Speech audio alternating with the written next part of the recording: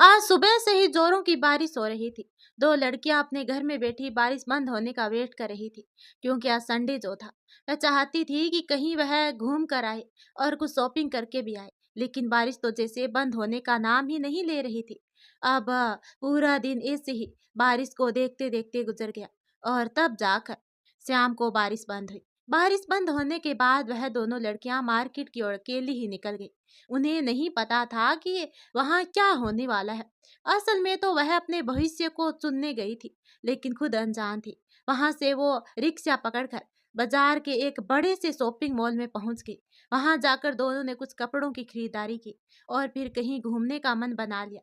तभी दूसरी लड़की बोली, चलो पहले कुछ खाते हैं ना, काफी टाइम हो गया, बारिश भी हो रही है तो कुछ गर्म खाने का मन कर रहा है।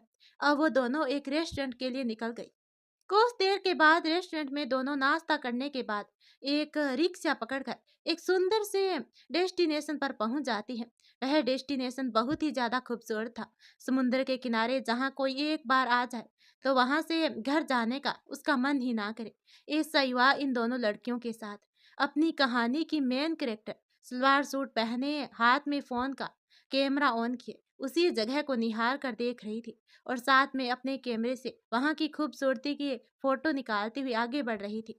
वह खुद को फोटो लेने से रोक नहीं पा रही थी, क्योंकि ऊपर से शाम का टाइम, डूबता सूरज अपनी लालिमा बिखेर रहा था, जिससे वह नजारा और भी खूबसूरत होता जा रहा था।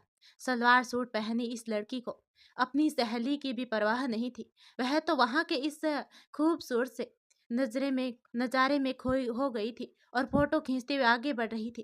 तभी पीछे से आवाज आई, रिधि टाइम काफी हो गया है, चलो अब घर चलते हैं।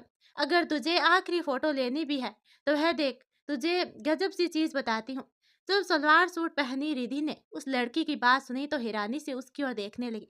तभी सामने वाली लड़की कहती है, वो देख, एक साथ में कितनी सारी कोयल बैठी है। जब रिधि ने देखा तो वो बहुत ज्यादा खुश हो गई और उसके होठों पर स्माइल आ गई, और वह फोन से उन कोयलों का फोटो खींचने ही वाली थी कि तभी पीछे से उसे जोर का धक्का लगा और उसका फोन आगे पत्थर पर जा गिरा, जिससे उसकी स्क्रीन चकनाचूर हो गई।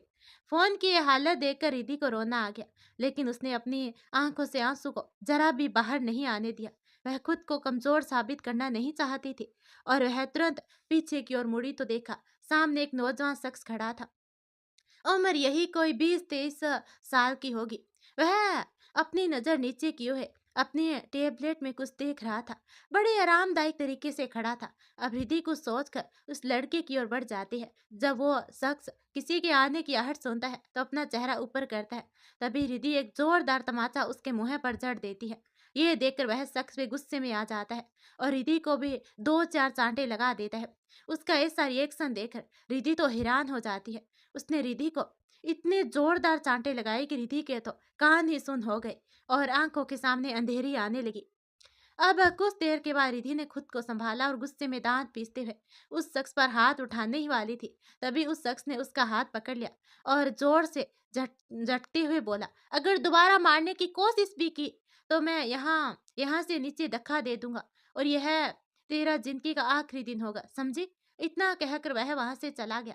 तभी वहां पर रिधि की फ्रेंड मीनाक्षी आ गई और बोली, अरे तुमने उसको क्यों मारा, पागल है क्या?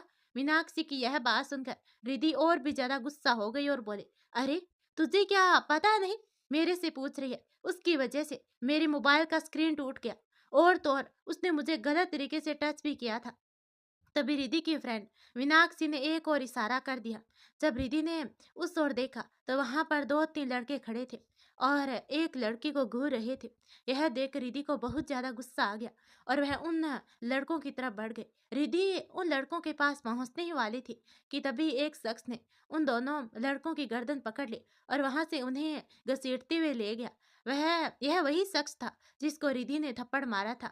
उस शख्स का ख्याल आते ही रिधि ने अपने हाथ अपने कान पर रख लिए और अपनी फ्रेंड मीनाक्षी के साथ अपना टूटा हुआ फोन लिए वहां से निकल गए। वहीं दूसरी ओर वह दोनों लड़के उस शख्स से छूटने की भरपूर कोशिश कर रहे थे, लेकिन उसकी मजबूत बाजू के आगे उसकी मेहनत जीरो साबित हो रही थी।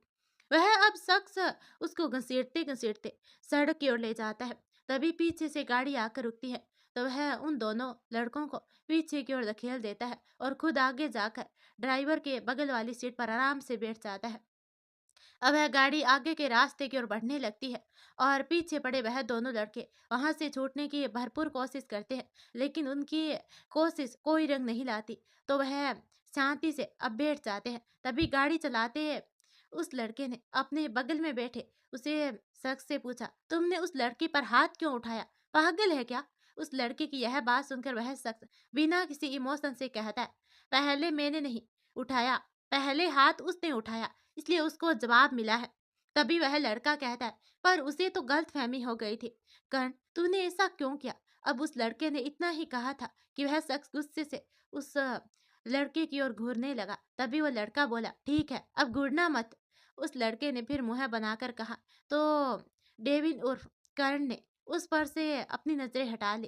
दोस्तों, इस कहानी में अपने मेन कैरेक्टर के दो नाम है, डेविन और कर्ण। याद रखना, इसके पीछे भी एक राज है, ये आगे पता चलेगा। कुछ देर के बाद उनकी गाड़ी एक बंगले के सामने आकर रुकी। डेविन ने पलटकर उन लड़कों की तरफ देखा जो उसे ही गुस्से से घूर रहे थे।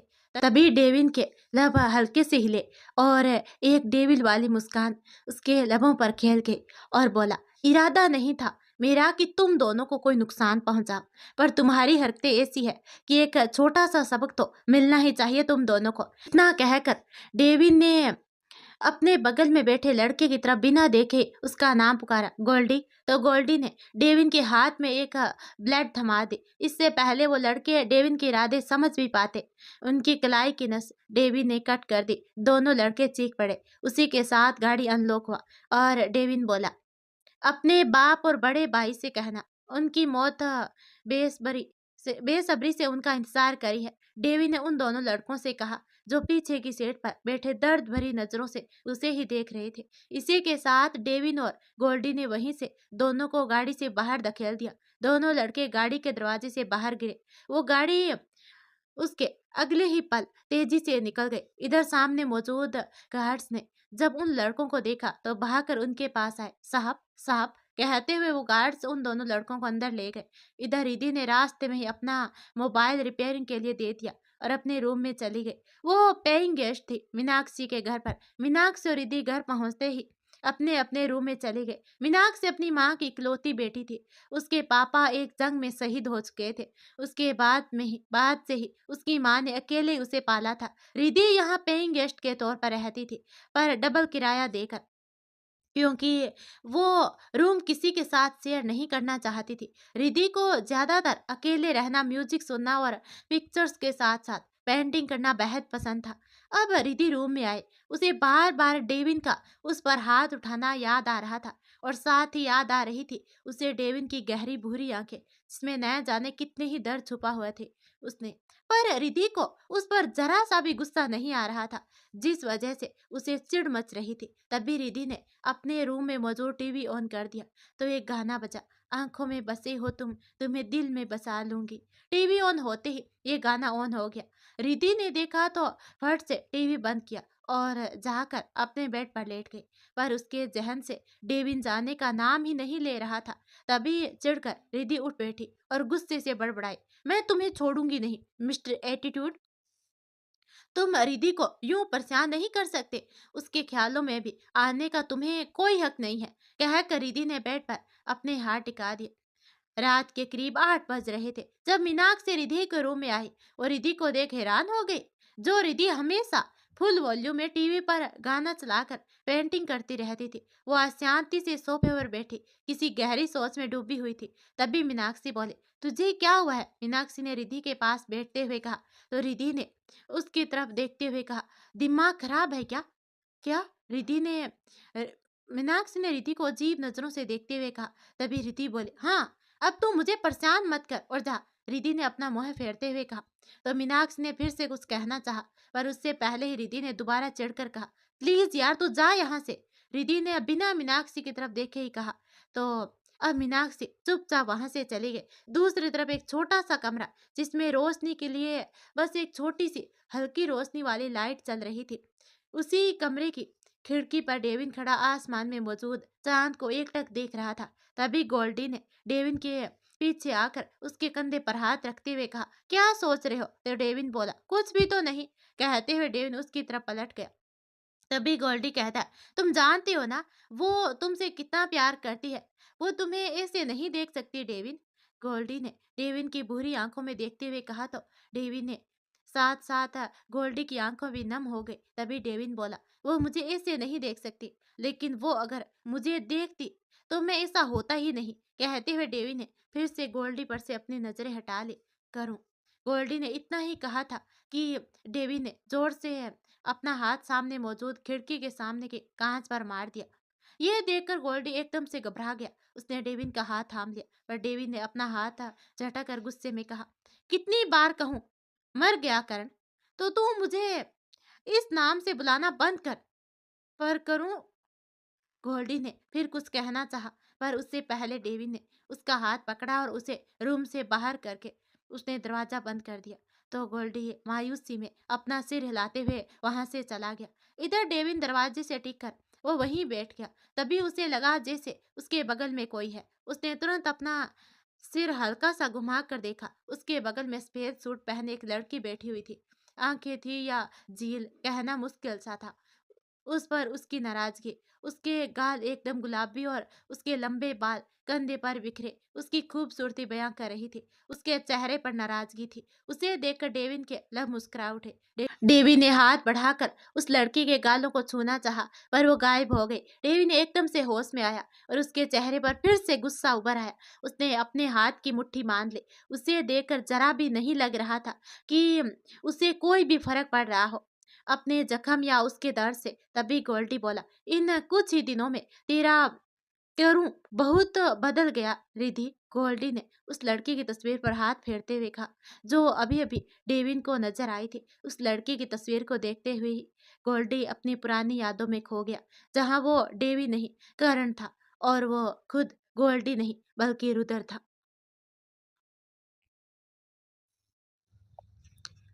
फ्लैशबैक 3 महीने पहले एक छोटे से खूबसूरत से घर के गार्डन में खड़ी एक लड़की पौधों में पानी डाल रही थी। तभी उसके कानों में एक आवाज पड़ी, रिधि, बेटा लेट हो रहा है, कहाँ हो? वहां सुनते ही रिधि जल्दी से घर में जाने के लिए बढ़ गई। उसके हर कदम में उसकी झांझर एक मीठी सी धुन छोड़ रही थी। हवा से उड़ता हुआ उसका दुपट्टा भी अपने ऊपर गुमान कर रहा था। तभी वो बोली, सॉरी भाई, मैं पौधों में पानी दे रही थी, आप बैठो, मैं आपके लिए नाश्ता लगा देती हूँ। रिधि ने अपने सामने खड़े रुद्र और गोल्डी से कहा। तो रुद्र मुस्कुरा उठा। वो जाकर डाइनिंग टेबल पर बैठ गया। तभी रिधि ने अपने चाचू को आवाज दी, चाचू आप भी आ जाइए। तो एक कमरे से रुद्र के पापा यानी कि रिधि के चाचू जयवीर जी बाहर आए। रिधि जयवीर जी और रुद्र की लाडली थी। बहुत छोटे थे रुद्र और रिधि जब एक एक्सीडेंट में रिधि ने अपने मम्मी पापा और छोटे भाई को खो दिया और रुद्र ने अपनी माँ को। उस रोज रिधि की तबीयत खराब थी तो वो अपने मम्मी पापा के साथ ना जा सकी, पर उसके मम्मी पापा के साथ रुद्र की माँ सरला जी गई थी। सरला जी और रिधि की माँ बचपन की सहेली थी। उन्हीं की जिद करने पर सरला उनके साथ जाने के लिए राजी हुई थी। वो सब शहर से बाहर गए हुए थे और जयवीर जी बच्चों की वजह से उनके पास ही रुक गए थे। रिधि के मम्मी पापा जब वापस आ रहे थे तो उनकी गाड़ी को एक लोरी ने बहुत जोर से ठोकर मार दी। मौके पर ही सबकी मौत हो गई, कोई नहीं बचा। गाड़ी बहुत जोर से एक बड़े से पत्थर से टकराई थी। किसी का बचना मुमकिन ना था और ना ही कोई बचा। एक साथ एक ही परिवार के इतने लोग चले गए इस दुनिया को छोड़कर।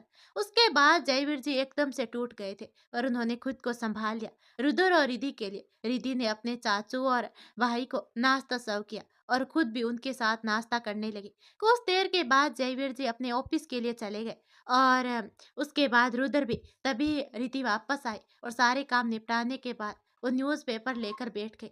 वो अपने लिए जॉब ढूंढ रही थी। रुद्र और जयवीर जी नहीं चाहते थे कि रिधि कहीं जॉब करे, पर वो दोनों उस पर कभी भी अपनी मर्जी नहीं थोपते थे। यही वजह थी जो रिधि अपनी इस छोटी सी दुनिया में बेहद खुश थी। उसकी लाइफ में दो इम्पोर्टेंट लोग थे, एक उसके चाचू और एक उसका भाई, पर कोई और भी था जो उसके लिए इम्पोर्टेंट था। जिसे वो जानती तो नहीं पर जानना चाहती थी। कुछ दिन यूं ही बीत गए। रिद्धि को अपने हिसाब से कोई जॉब मिली ही नहीं। आज संडे का दिन था तो सब घर पर ही थे। तभी घर के बाहर एक पुलिस जीप आकर रुकी। उसके अगले ही पल वह वर्दी पहने हैंसिंग लुक के साथ जीप से कर्ण उपकर्ण बाहर निकला। उसने एक नजर उस खूबसूरत से घर की तरफ देखा और उसके होठों पर एक स्माइल आ गई। वो गार्डन से होते हुए दरवाजे तक पहुंचा और उसने डोरबेल बजा दी। कुछ पल के बाद ही रिद्धि ने दरवाजा खोला तो उसकी नजरें कर्ण पर एक पल के लिए ठहर गई। वही कर्ण भी अपलक रिद्धि को देख रहा था। तभी एक आवाज आई, तू यहाँ कैसे? अचानक इस आवाज से रिद्धि जल्दी से पीछे हो गई तो वही कर्ण भी अपने होश में आया और रुद्र को देखकर वो मुस्कुरा उठा और बोला, मैं यहाँ कुछ काम से आया था तो सोचा कि तुमसे मिल लूं। कर्ण ने एक नजर रिद्धि की तरफ देखते हुए रुद्र से कहा। तभी रिद्धि ने फौरन उस पर से अपनी नजरें हटा ले। तभी रुद्र बोला, तो खड़ा क्यों है, अंदर आ। कहकर रुद्र कर्ण को अंदर ले गया। इधर रिद्धि किचन में चली गई। रुद्र ने कर्ण को जयवीर जी से मिलवाते हुए कहा, पापा ये है मेरा दोस्त, बचपन से ही इसे पुलिस बनने का शौक था और जब इसका ये शौक पूरा हो गया तो ये मुझे भूल ही गया। मुझे अपनी याद दिलाने के लिए इसके घर या पुलिस स्टेशन जाना पड़ता है और आज ये यहाँ है तो सिर्फ काम की वजह से। तभी कर्ण बोला, तू मुझे पापा से मिला रहा है या शिकायत कर रहा है? कर्ण ने अपनी आंखें छोटी करते हुए कहा। तभी रुद्र बोला, शिकायत। रुद्र ने भी उसे घूरते हुए जवाब दिया। अब कर्ण ने रुद्र की बात सुनकर फिलहाल कुछ नहीं कहा और झुककर जयवीर जी के पैर छूते हुए उसने उनसे कहा, प्रणाम अंकल। जयवीर जी ने मुस्कुराकर कर्ण के सर पर हाथ फेर दिया। तब तक रिद्धि सबके लिए चाय ले आई। उसने ट्रे लाकर टेबल पर रख दिया और एक कप उठाकर जयवीर जी को दिया। फिर उधर और उसके बाद फिर एक कप लेकर वो कर्ण की ओर बढ़ गया। कर्ण की नजरें तो रिद्धि और उसकी झुकी हुई पलकों पर ठहरी हुई थी। जब रिद्धि ने कर्ण को चाय का प्याला पकड़ाया तो कर्ण का ध्यान न्या होने की वजह से उसके हाथ में थोड़ी सी चाय छलक गई। तभी एक आवाज आई, आ। अचानक कर्ण का ध्यान रिद्धि पर से हट गया। सब कर्ण की तरफ देखने लगे। तभी रिद्धि बोले, सॉरी। रिद्धि ने धीरे से कहा तो कर्ण ने अपनी नजरें उठाई। रिद्धि की आंखें नम थी। रिद्धि की झील सी आंखों में आई नमी कर्ण को पसंद नहीं आई तो उसने नजरें हटाते हुए कहा, कोई बात नहीं। रिद्धि को अब और भी ज्यादा बुरा लग रहा था। वो अब भी कर्ण के करीब खड़ी थी जिस वजह से उसकी आंखों से एक बूंद आंसू निकलकर सीधे कर्ण के हाथ पर गिरा। तभी कर्ण बोला, वॉशरूम। कर्ण ने कहा तो रिद्धि ने एकदम से कहा, चलिए मैं चलती हूँ। तो कर्ण ने अपना सिर हिला दिया और उधर की तरफ देखा तो उसने उसे जाने का इशारा कर दिया। कर्ण ने अपना हाथ ठंडे पानी से धोया और उसके जो थोड़े बहुत कपड़े खराब हुए थे उसे भी साफ कर लिया। फिर बाहर आते ही उसने रिद्धि से कहा, आई एम फाइन। कहकर कर्ण चला गया। उसने थोड़ी देर उधर और जयवीर जी से बात की फिर वहां से चला गया। वो जितनी देर भी वहां था उसकी नजरें बार बार रिद्धि की तरफ जा रही थी। रिद्धि भी खुद पर कर्ण की नजरें महसूस कर रही थी पर उसने सिर उठाकर उसकी तरफ बिल्कुल भी नहीं देखा था। उस रात ना रिद्धि की आंखों में नींद थी और ना ही कर्ण की। कर्ण जाग रहा था क्योंकि रिद्धि उसके ख्यालों से जा ही नहीं रही थी। वही रिद्धि जाग रही थी क्योंकि उसके जहन में भी कर्ण था। उसे 1 साल पहले की बात याद आ गई जब कर्ण को उसने पहली बार देखा था और उसी पल एक अलग सी जगह बन गई थी कर्ण के लिए उसके दिल में। रिद्धि कॉलेज से बाहर निकल रही थी। वो एक गर्ल्स कॉलेज था।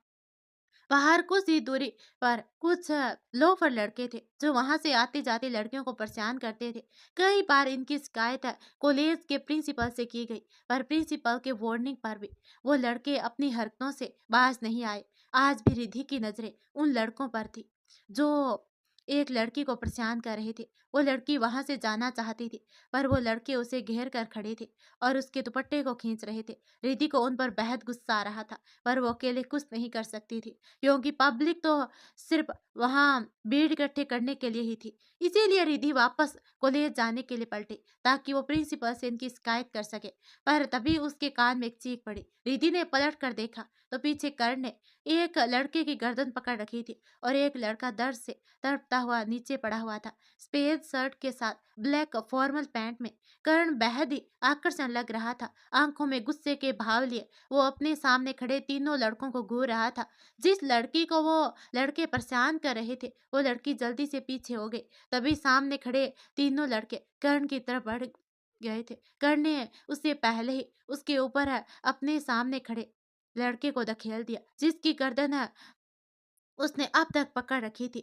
2 लड़के उस लड़के को संभालने के चक्कर में गिर गए, पर एक लड़का सीधे कर्ण की तरफ बढ़ गया। वो जैसे कर्ण के करीब पहुंचा, कर्ण ने एक मुक्का उसके पेट में जड़ दिया। वो लड़का सामने फिर उन्हीं के ऊपर गिर गया, जो पहले गिरे हुए थे और अभी-अभी उठने की कोशिश कर रहे थे। कर्ण फिर उन लड़कों की तरफ बढ़ गया, पर उसी पल कुछ कांस्टेबल वहां आ गए और उन्होंने सबको पकड़कर वहां पास की मौजूद जीप में धकेल दिया।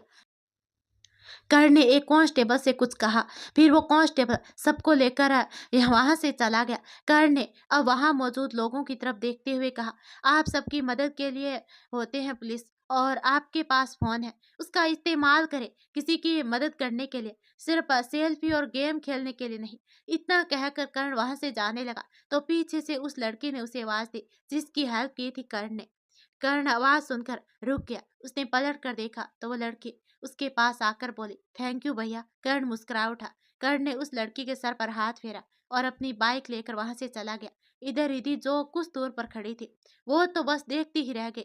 उसके लब मुस्कुरा रही थी। उसे होश तब आया जब कर्ण वहां से चला गया। उसकी मुस्कान गायब हो गई। उस दिन के बाद पूरे 1 साल के बाद रिधि ने कर्ण को आज देखा था, इसलिए उसे देखकर उसने उसे एक पल के लिए अपना ख्वाब समझ लिया था, जो उसे रोज आते थे। कर्ण रिधि एक दूसरे के ख्यालों में कब नींद की बाहों में समा गए उन्हें पता ही नहीं चला। इसके बाद कर्ण अक्सर रुद्र से मिलने चला जाया करता था। आज भी कर्ण रुद्र से मिलने गया था, या कह सकते हैं कि रिधि को देखने पर आज रिधि घर पर नहीं थी, वो अपनी किसी फ्रेंड के घर गई थी। रिधि के बिना कर्ण को बिल्कुल अच्छा नहीं लग रहा था, लेकिन फिर भी वो कुछ देर रुद्र के साथ बात करते हुए रुक गया। फिर शाम होते ही वो वहां से निकल गया। कर्ण बाहर निकला ही था कि इतने में ही एक बाइक उसके सामने आकर रुकी। कर्ण की नजर जब सामने मौजूद रिद्धि पर पड़ी तो उसके लब मुस्कुरा उठे, पर उसे किसी और लड़के के साथ देखते ही उसने अपनी नजरें हटाई और वहां से जाने लगा। पर तभी उसके कानों में रिद्धि की आवाज पड़ी, थैंक यू भैया, आपने मुझे यहाँ तक ड्रॉप किया। ये आवाज सुनते ही कर्ण पलटा तो बाइक पर बैठा लड़का रिद्धि को देखकर मुस्कुरा दिया और वहां से चला गया। उस लड़के के जाते ही रिद्धि ने एक नजर कर्ण की तरफ देखा और फिर घर में चली गई। तो कर्ण के लब फिर मुस्कुरा उठे और वो वहां से चला गया। कर्ण अपने घर पहुंचा और सीधे अपने रूम में चला गया। कर्ण के घर पर कोई नहीं था सिवाय एक सर्वेंट अमर के। कर्ण को पता नहीं था कि उसके माँ बाप कौन है। उसकी आंखें खुली ही थी एक अनाथ आश्रम में। वहां के बाबा ही सबके पिता थे और माँ भी। इन सब के बावजूद कर्ण खुश था, क्योंकि लाइफ एक स्ट्रगल है जो उसने बचपन से ही किया है। बचपन से ही उसका सपना था कि वो एक पुलिस ऑफिसर बने, क्योंकि उसके बाबा ने कहा था पुलिस ही है जो आम लोगों की मदद कर सकती है, उसके पास पावर है गलत के साथ गलत करने की। अब करण बाबा से बहुत कम ही मिल पाता था, पर बाबा उसकी लाइफ में आज भी बेहद इंपॉर्टेंट पर्सन थे। तभी सर्वेंट अमर ने करण के खाने के लिए पूछा तो उसने खाने के लिए मना कर दिया।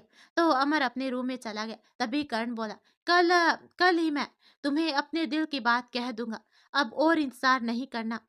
कर्ण ने रिधि के ख्यालों में गुम होते हुए खुद से ही कहा।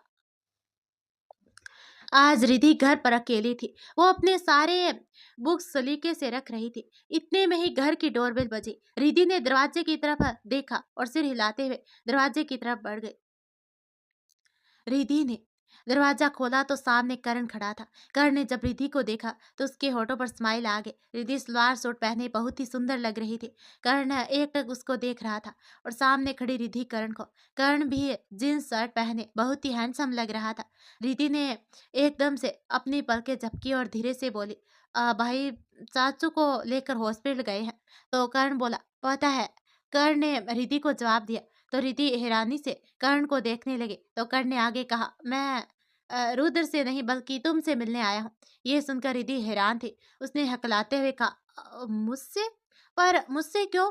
कर्ण ने रिधि की आंखों में देखते हुए कहा, सारे जवाब बाहर से ही दे दूं, अंदर नहीं बुलाओगे? तो रिद्धि फौरन कर्ण के सामने से हटते हुए बोली, आइए। रिद्धि के बुलाने पर कर्ण अंदर आ गया और अंदर आते ही उसने दरवाजा बंद कर दिया। तो रिद्धि की आंखें बड़ी हो गई। वो फौरन कर्ण के पास आई और दरवाजा खोलने की कोशिश करते हुए बोली, ये आप क्या कर रहे हैं? तो कर्ण ने एकदम से रिद्धि को दरवाजे से टिका दिया और उसके होठों पर अपनी उंगली रखकर उसे खामोश करते हुए धीरे से बोला, मैं बस कुछ कहने आया हूँ। अरे, मुझसे तुम्हें कोई खतरा भी नहीं है, तो तुम्हें मुझसे डरने की कोई जरूरत भी नहीं है, कहकर कर्ण ने रिधि के होठों से अपनी उंगली हटा दी। रिधि की सांसों के साथ साथ उसके धड़कनें भी तेज थी, जो कर्ण को महसूस हुई। वो तुरंत रिधि से थोड़ा दूर हो गया, तो रिधि एकदम से पलट गई और उसने दरवाजा खोलना चाहा, पर कर्ण ने उसका हाथ पकड़ लिया और अपनी तरफ घुमाते हुए बोला, बस 5 मिनट। रिधि ने खुद को संभाला और धीरे से हाँ में अपना सर हिला दिया। कर्ण ने गहरी सांस ली और रिधि के आंखों में कुछ पल खामोशी से देखने के बाद उसने कहा, मुझे पता है इस वक्त मैं तुम्हें गलत लग रहा हूँ, पर कसम से आ, इसके अलावा मुझे कोई और तरीका सूझा ही नहीं तुमसे बात करने का। तुम्हें पता है जब मैं पहली बार यहाँ आया था और तुमने गलती से गर्म चाय मेरे हाथ पर गिरा दी थी, लेकिन तब मुझे उतनी तकलीफ नहीं हुई थी जितनी कि मेरी तकलीफ से तुम्हारे आंखों में आंसू देकर हुई थी। अब रिधि खामोशी से कर्ण की बातें सुन रही थी और कर्ण कर्ण का कहना जारी था, तुम्हें तो ये भी पता है मेरी कोई फैमिली नहीं है, पर मैं जब भी तुम्हें देखता हूँ ना तो मन करता है मेरी भी छोटी सी फैमिली हो। जब मैं काम से घर लौटूं तो कोई मेरा इंतजार करता मिले, काम पे निकलते वक्त कोई मुझसे कहे कि घर जल्दी आना। तुम समझ रही हो ना मैं क्या कहना चाह रहा हूँ? तो रिधि ने मासूमी से ना में सर हिला दिया। तो कर्ण ने उसके बेहद करीब आ गया और उसकी आंखों में आंखें डालकर बोला, रिधि क्या तुम मुझसे शादी करोगे? अधूरा हूँ, ये तुमसे मिलकर जाना है। क्या तुम मुझे पूरा करोगे? तुम अगर हाँ कहोगी तो तुम्हारे लिए तुम्हारा कर्ण कुछ भी करेगा, पर अगर तुमने ना की तो ये कर्ण कभी तुम्हारे सामने अपनी शक्ल लेकर नहीं आएगा। तो रिधि एकटक कर्ण को देखती रही, उसकी पलकें हल्की सी नम हो गई। ये देखकर कर्ण का तो दिल ही टूट गया। वो एकदम से रिधि से दूर हो गया और धीरे से बोला, सॉरी, अगर मेरी कोई बात बुरी लगी हो तो चलता हूँ, और कहा है तो मैं कभी तुम्हें अपनी शक्ल नहीं दिखाऊंगा, कहकर कर्ण ने दरवाजा खोलने के लिए अपने हाथ बढ़ा दिए।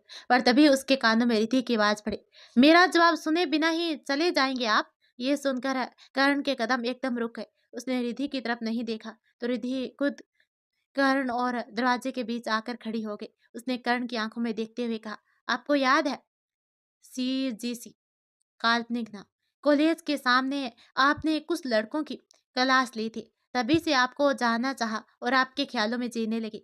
इन सब के बीच कब आपको बिना जाने चाहने लगी पता ही नहीं चला। जब उस दिन घर पर आपको इतने समय के बाद में सामने देखा तो ध्यान ना होने की वजह से गलती से मैंने आपको चोट पहुंचा दी। कहते कहते रिधि की आंखें नम हो गई और उसने फिर भी कहना जारी रखा, भले आज आपको देखकर मैं घबरा गई थी, पर मुझे आप पर पूरा भरोसा था और है और हमेशा रहेगा, और आप मुझे छोड़कर नहीं जा सकते। कहने के साथ ही रिधि एकदम से रो पड़ी। कर्ण ने अब एकदम से आगे बढ़कर रिधि को अपने गले से लगा लिया और धीरे से बोला, पागल, तुमने ऑलमोस्ट मुझे डरा ही दिया था। तुमसे दूर जाने के बारे में सोच भी नहीं सकता, पर बगैर इजाजत तुम्हारे करीब भी नहीं आ सकता। रिधि ने कर्ण पर अपनी पकड़ मजबूत कर ली। कुछ देर तक दोनों यूं ही शांति से एक दूसरे के गले लगे रहे। कुछ पल की खामोशी के बाद रिधि ने धीरे से कहा, आई लव यू करूं? ये सुनकर कर्ण के लब मुस्कुरा उठे। उसने रिधि के सर को घुमाते हुए कहा, आई लव यू टू। दोनों ने अब भी एक दूसरे को नहीं छोड़ा था। तब भी हॉल के टेबल पर रखा रिधि का फोन बज पड़ा, जिस वजह से वो दोनों एकदम से चौंक कर अलग हो गए। रिधि ने जल्दी से अपने फोन की तरफ बढ़ी और उसने जल्दी से कॉल रिसीव कर लिया। कॉल रुद्र का था। सामने से रुद्र की आवाज है, रिधि, हमें आने में थोड़ा लेट हो जाएगा, तुम अपना ख्याल रखना, मैं जल्दी आने की कोशिश करूंगा। रिधि ने धीरे से जवाब दिया और कॉल कट हो गया। रिधि की हिम्मत नहीं थी कि वो पलट कर कर्ण की तरफ देखे। वो सर झुकाए हुए कान में फोन लगाए अभी भी खड़ी थी, तो कर्ण उसके करीब आकर धीरे से कॉल डिस्कनेक्ट हो चुका था। तो रिधि बोली, हुँ, रिधि एकदम से चौंक गई। उसके हाथ से उसका फ़ोन छूट गया, पर इससे पहले वो फ़ोन नीचे गिरकर चकनाचूर होता, कर्ण ने बीच में ही उसे कैच कर लिया। कर्ण ने रिधि को उसका फ़ोन थमाते हुए कहा, अब मैं सीधे रुद्र अंकल जी से तुम्हारा हाथ माँगने आऊँगा। तो तुम मेरा वेट करना, कहकर कर्ण मुस्कुराते वहां से चला गया। कर्ण की बात सुनकर रिधि कला मुस्कुरा उठे और गाल शर्म से गुलाबी हो गए। अगले दिन ही कर्ण शाम के वक्त ड्यूटी ऑफ होते ही यूनिफॉर्म में रुद्र के घर पहुंच गया। रिधि ने जब कर्ण को देखा तो उसे कल की बात याद आ गई और उसी के साथ उसकी धड़कनें तेज हो गई। कर्ण आ तो गया था, पर अब उसे समझ में नहीं आ रहा था कि वो कैसे बात करे। उसकी फैमिली में सिवाय उसके कोई नहीं था, इसलिए उसे खुद ही अपने रिश्ते की बात करनी थी। आखिर हिम्मत करके कर्ण ने कहना शुरू किया, अंकल जी मुझे आपसे कुछ जरूरी बात करनी थी। कर्ण ने कहना शुरू किया तो रुद्र भी उसकी तरफ देखने लगा और जयवीर जी भी कर्ण की तरफ देखते हुए कहा, हाँ बेटा कहो। कर्ण ने एक नजर रिधि की तरफ देखा, फिर वापस जयवीर जी की तरफ देखते हुए उसने फिर से कहना शुरू किया, अंकल जी मैं रिधि से शादी करना चाहता हूँ। मुझे बस उसका साथ चाहिए। मैं चाहता हूँ कि मेरा भी कोई अपना हो। मैं जिंदगी भर के लिए रिधि का हाथ थामना चाहता हूँ। मुझे पता है ये सब बातें बड़ों के बीच होती है, पर मेरे सिवा मेरा अपना कोई नहीं है और ना ही कोई बड़ा है। क्या आप रिधि का हाथ मेरे हाथ में देंगे? कर्ण ने एकदम से एक सांस में सब कह दिया। ये सुनकर इधर रुद्र और जयवीर तो कर्ण को देखते ही रह गए। वही रिधि भी पास खड़ी सबके चेहरे देख रही थी। उसे अंदर ही अंदर बहुत ही घबराहट हो रही थी, पर उसकी घबराहट तब गायब हो गई जब उसके चाचू के होठों पर मुस्कान बिखेर गई और बोले, रुद्र रुद्र ने मुझसे पहले ही इस बारे में कहा था कि मैं रिधि से तुम्हारे बारे में बात करूं, पर मुझसे पहले तुम आ गए, तो अब रिधि से ही पूछ लेते हैं कि उसे ये रिश्ता मंजूर है या नहीं। जयवीर जी ने कहा तो कर्ण का चेहरा खुशी से खिल गया। उसने रुद्र की तरफ देखा तो उसे देख रहा था। जयवीर जी ने रिधि को अपने पास बुलाकर बिठा लिया। रिधि भी चुपचाप सिर झुकाए बैठ गई। तभी जयवीर जी बोले, बोलो बेटा, क्या तुम कर्ण से शादी करने के लिए तैयार हो? जयवीर जी ने प्यार से पूछा। तभी कुछ देर की चुप्पी के बाद रिधि ने बस एक अल्फाज ही कहा, जी। रिधि का जवाब सुनते ही सब खुश हो गए और रुद्र ने कर्ण के पास जाकर उसे गले से लगा लिया। सब खुश थे तो जयवीर जी ने रुद्र से मिठाई लाने के लिए कहा। रुद्र जाकर किचन से मिठाई ले आया और फिर उसने सबके साथ अपना मुंह मीठा कर लिया। तभी अचानक रिधि के पास एक कॉल आया। कॉल पर कुछ देर बाद बात करने के बाद उसने बाकी तीनों की तरफ देखा और खुशी से बोली, मेरी जॉब लग गई, वो भी उस कंपनी में जहाँ चाचू की जॉब है। रिधि की बात सुनकर सब मुस्कुरा उठे। रिधि जॉब मिलने से खुश थी और उसे खुश देखकर जयवीर रुद्र और कर्ण भी खुश थे। अगले दिन से ही रिधि की ज्वाइनिंग थी। ये बात भी उसने सबको बता दी। रिधि बेहद खुश थी। एक ही दिन से उसे दो दो खुशी जो मिली थी। तभी कर्ण बोला, अच्छा अंकल जी अब मैं चलता हूँ। कर्ण ने जयवीर जी से कहा, पर नजरें रिधि पर थी। जयवीर जी कर्ण को देखकर मुस्कुरा उठे और बोले, रिधि बेटा। जयवीर जी ने रिधि को आवाज दी तो वो फौरन उनके पास आ गई और बोली, हाँ चाचू कहिए। रिधि जयवीर जी के पास आते हुए बोली, जाओ बेटा कर्ण को बाहर तक छोड़ाओ। जयवीर जी ने कहा तो कर्ण मुस्कुरा उठा। उसी पल साइड में खड़ा रुद्र बोला, हाँ तू ही जा, मुझे तो नींद आ रही है, कहकर रुद्र रूम में चला गया। रिधि भी कर्ण के साथ बाहर निकल गई। बाहर आते ही कर्ण ने रिधि के हाथ से उसका फोन ले लिया।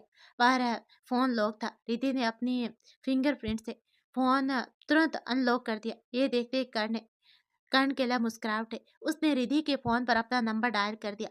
फिर उसके बाद रिधि को वापस फोन लौटाते हुए उसने उससे कहा, ये मेरा नंबर है। तो रिधि ने अपना फोन वापस ले लिया और कर्ण की तरफ देखने लगी। कर्ण अपनी जीप की तरफ बढ़ गया। तभी उसका फोन बज उठा। कर्ण ने फोन की स्क्रीन पर देखा तो कोई अननोन नंबर था। उसने कॉल पिक कर लिया। हेलो कर्ण ने कहा, पर सामने से कोई आवाज नहीं आई।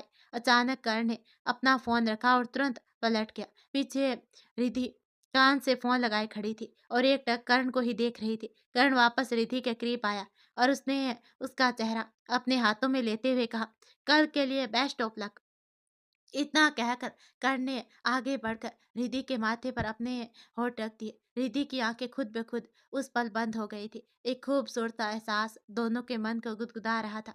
कर्ण ने रिधि से अलग होकर कहा, अब मुझे जाना चाहिए, काफी समय हो गया है। तो रिधि ने हाँ में अपना सिर हिला दिया।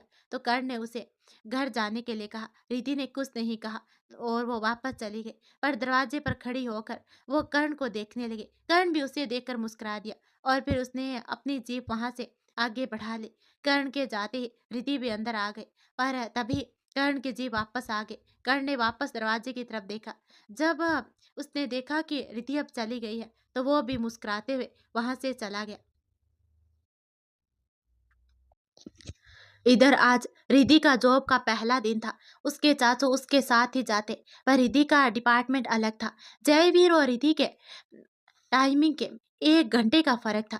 रिद्धि को पहले ऑफिस जाना था और उसके चाचू को उसके जाने के 1 घंटे के बाद। रिद्धि अपने चाचू को परेशान नहीं करना चाहती थी और ना ही रुद्र को, इसलिए वो अपने समय पर बस स्टैंड पर खड़ी बस का वेट कर रही थी। तभी एक बाइक आकर उसके ठीक सामने रुकी। रिद्धि ने अपनी नजरें उठाकर देखा तो सामने बाइक पर करण था। रेड शर्ट और ब्लैक पैंट, आंखों में काला चश्मा और माथे पर उड़ते उसके काले घने बाल उसे बेहद ही आकर्षण लुक दे रहे थे। कर्ण को देखते ही रिद्धि के लब मुस्कुरा उठे, तो वहीं कर्ण भी रिद्धि को देखकर मुस्कुरा रहा था।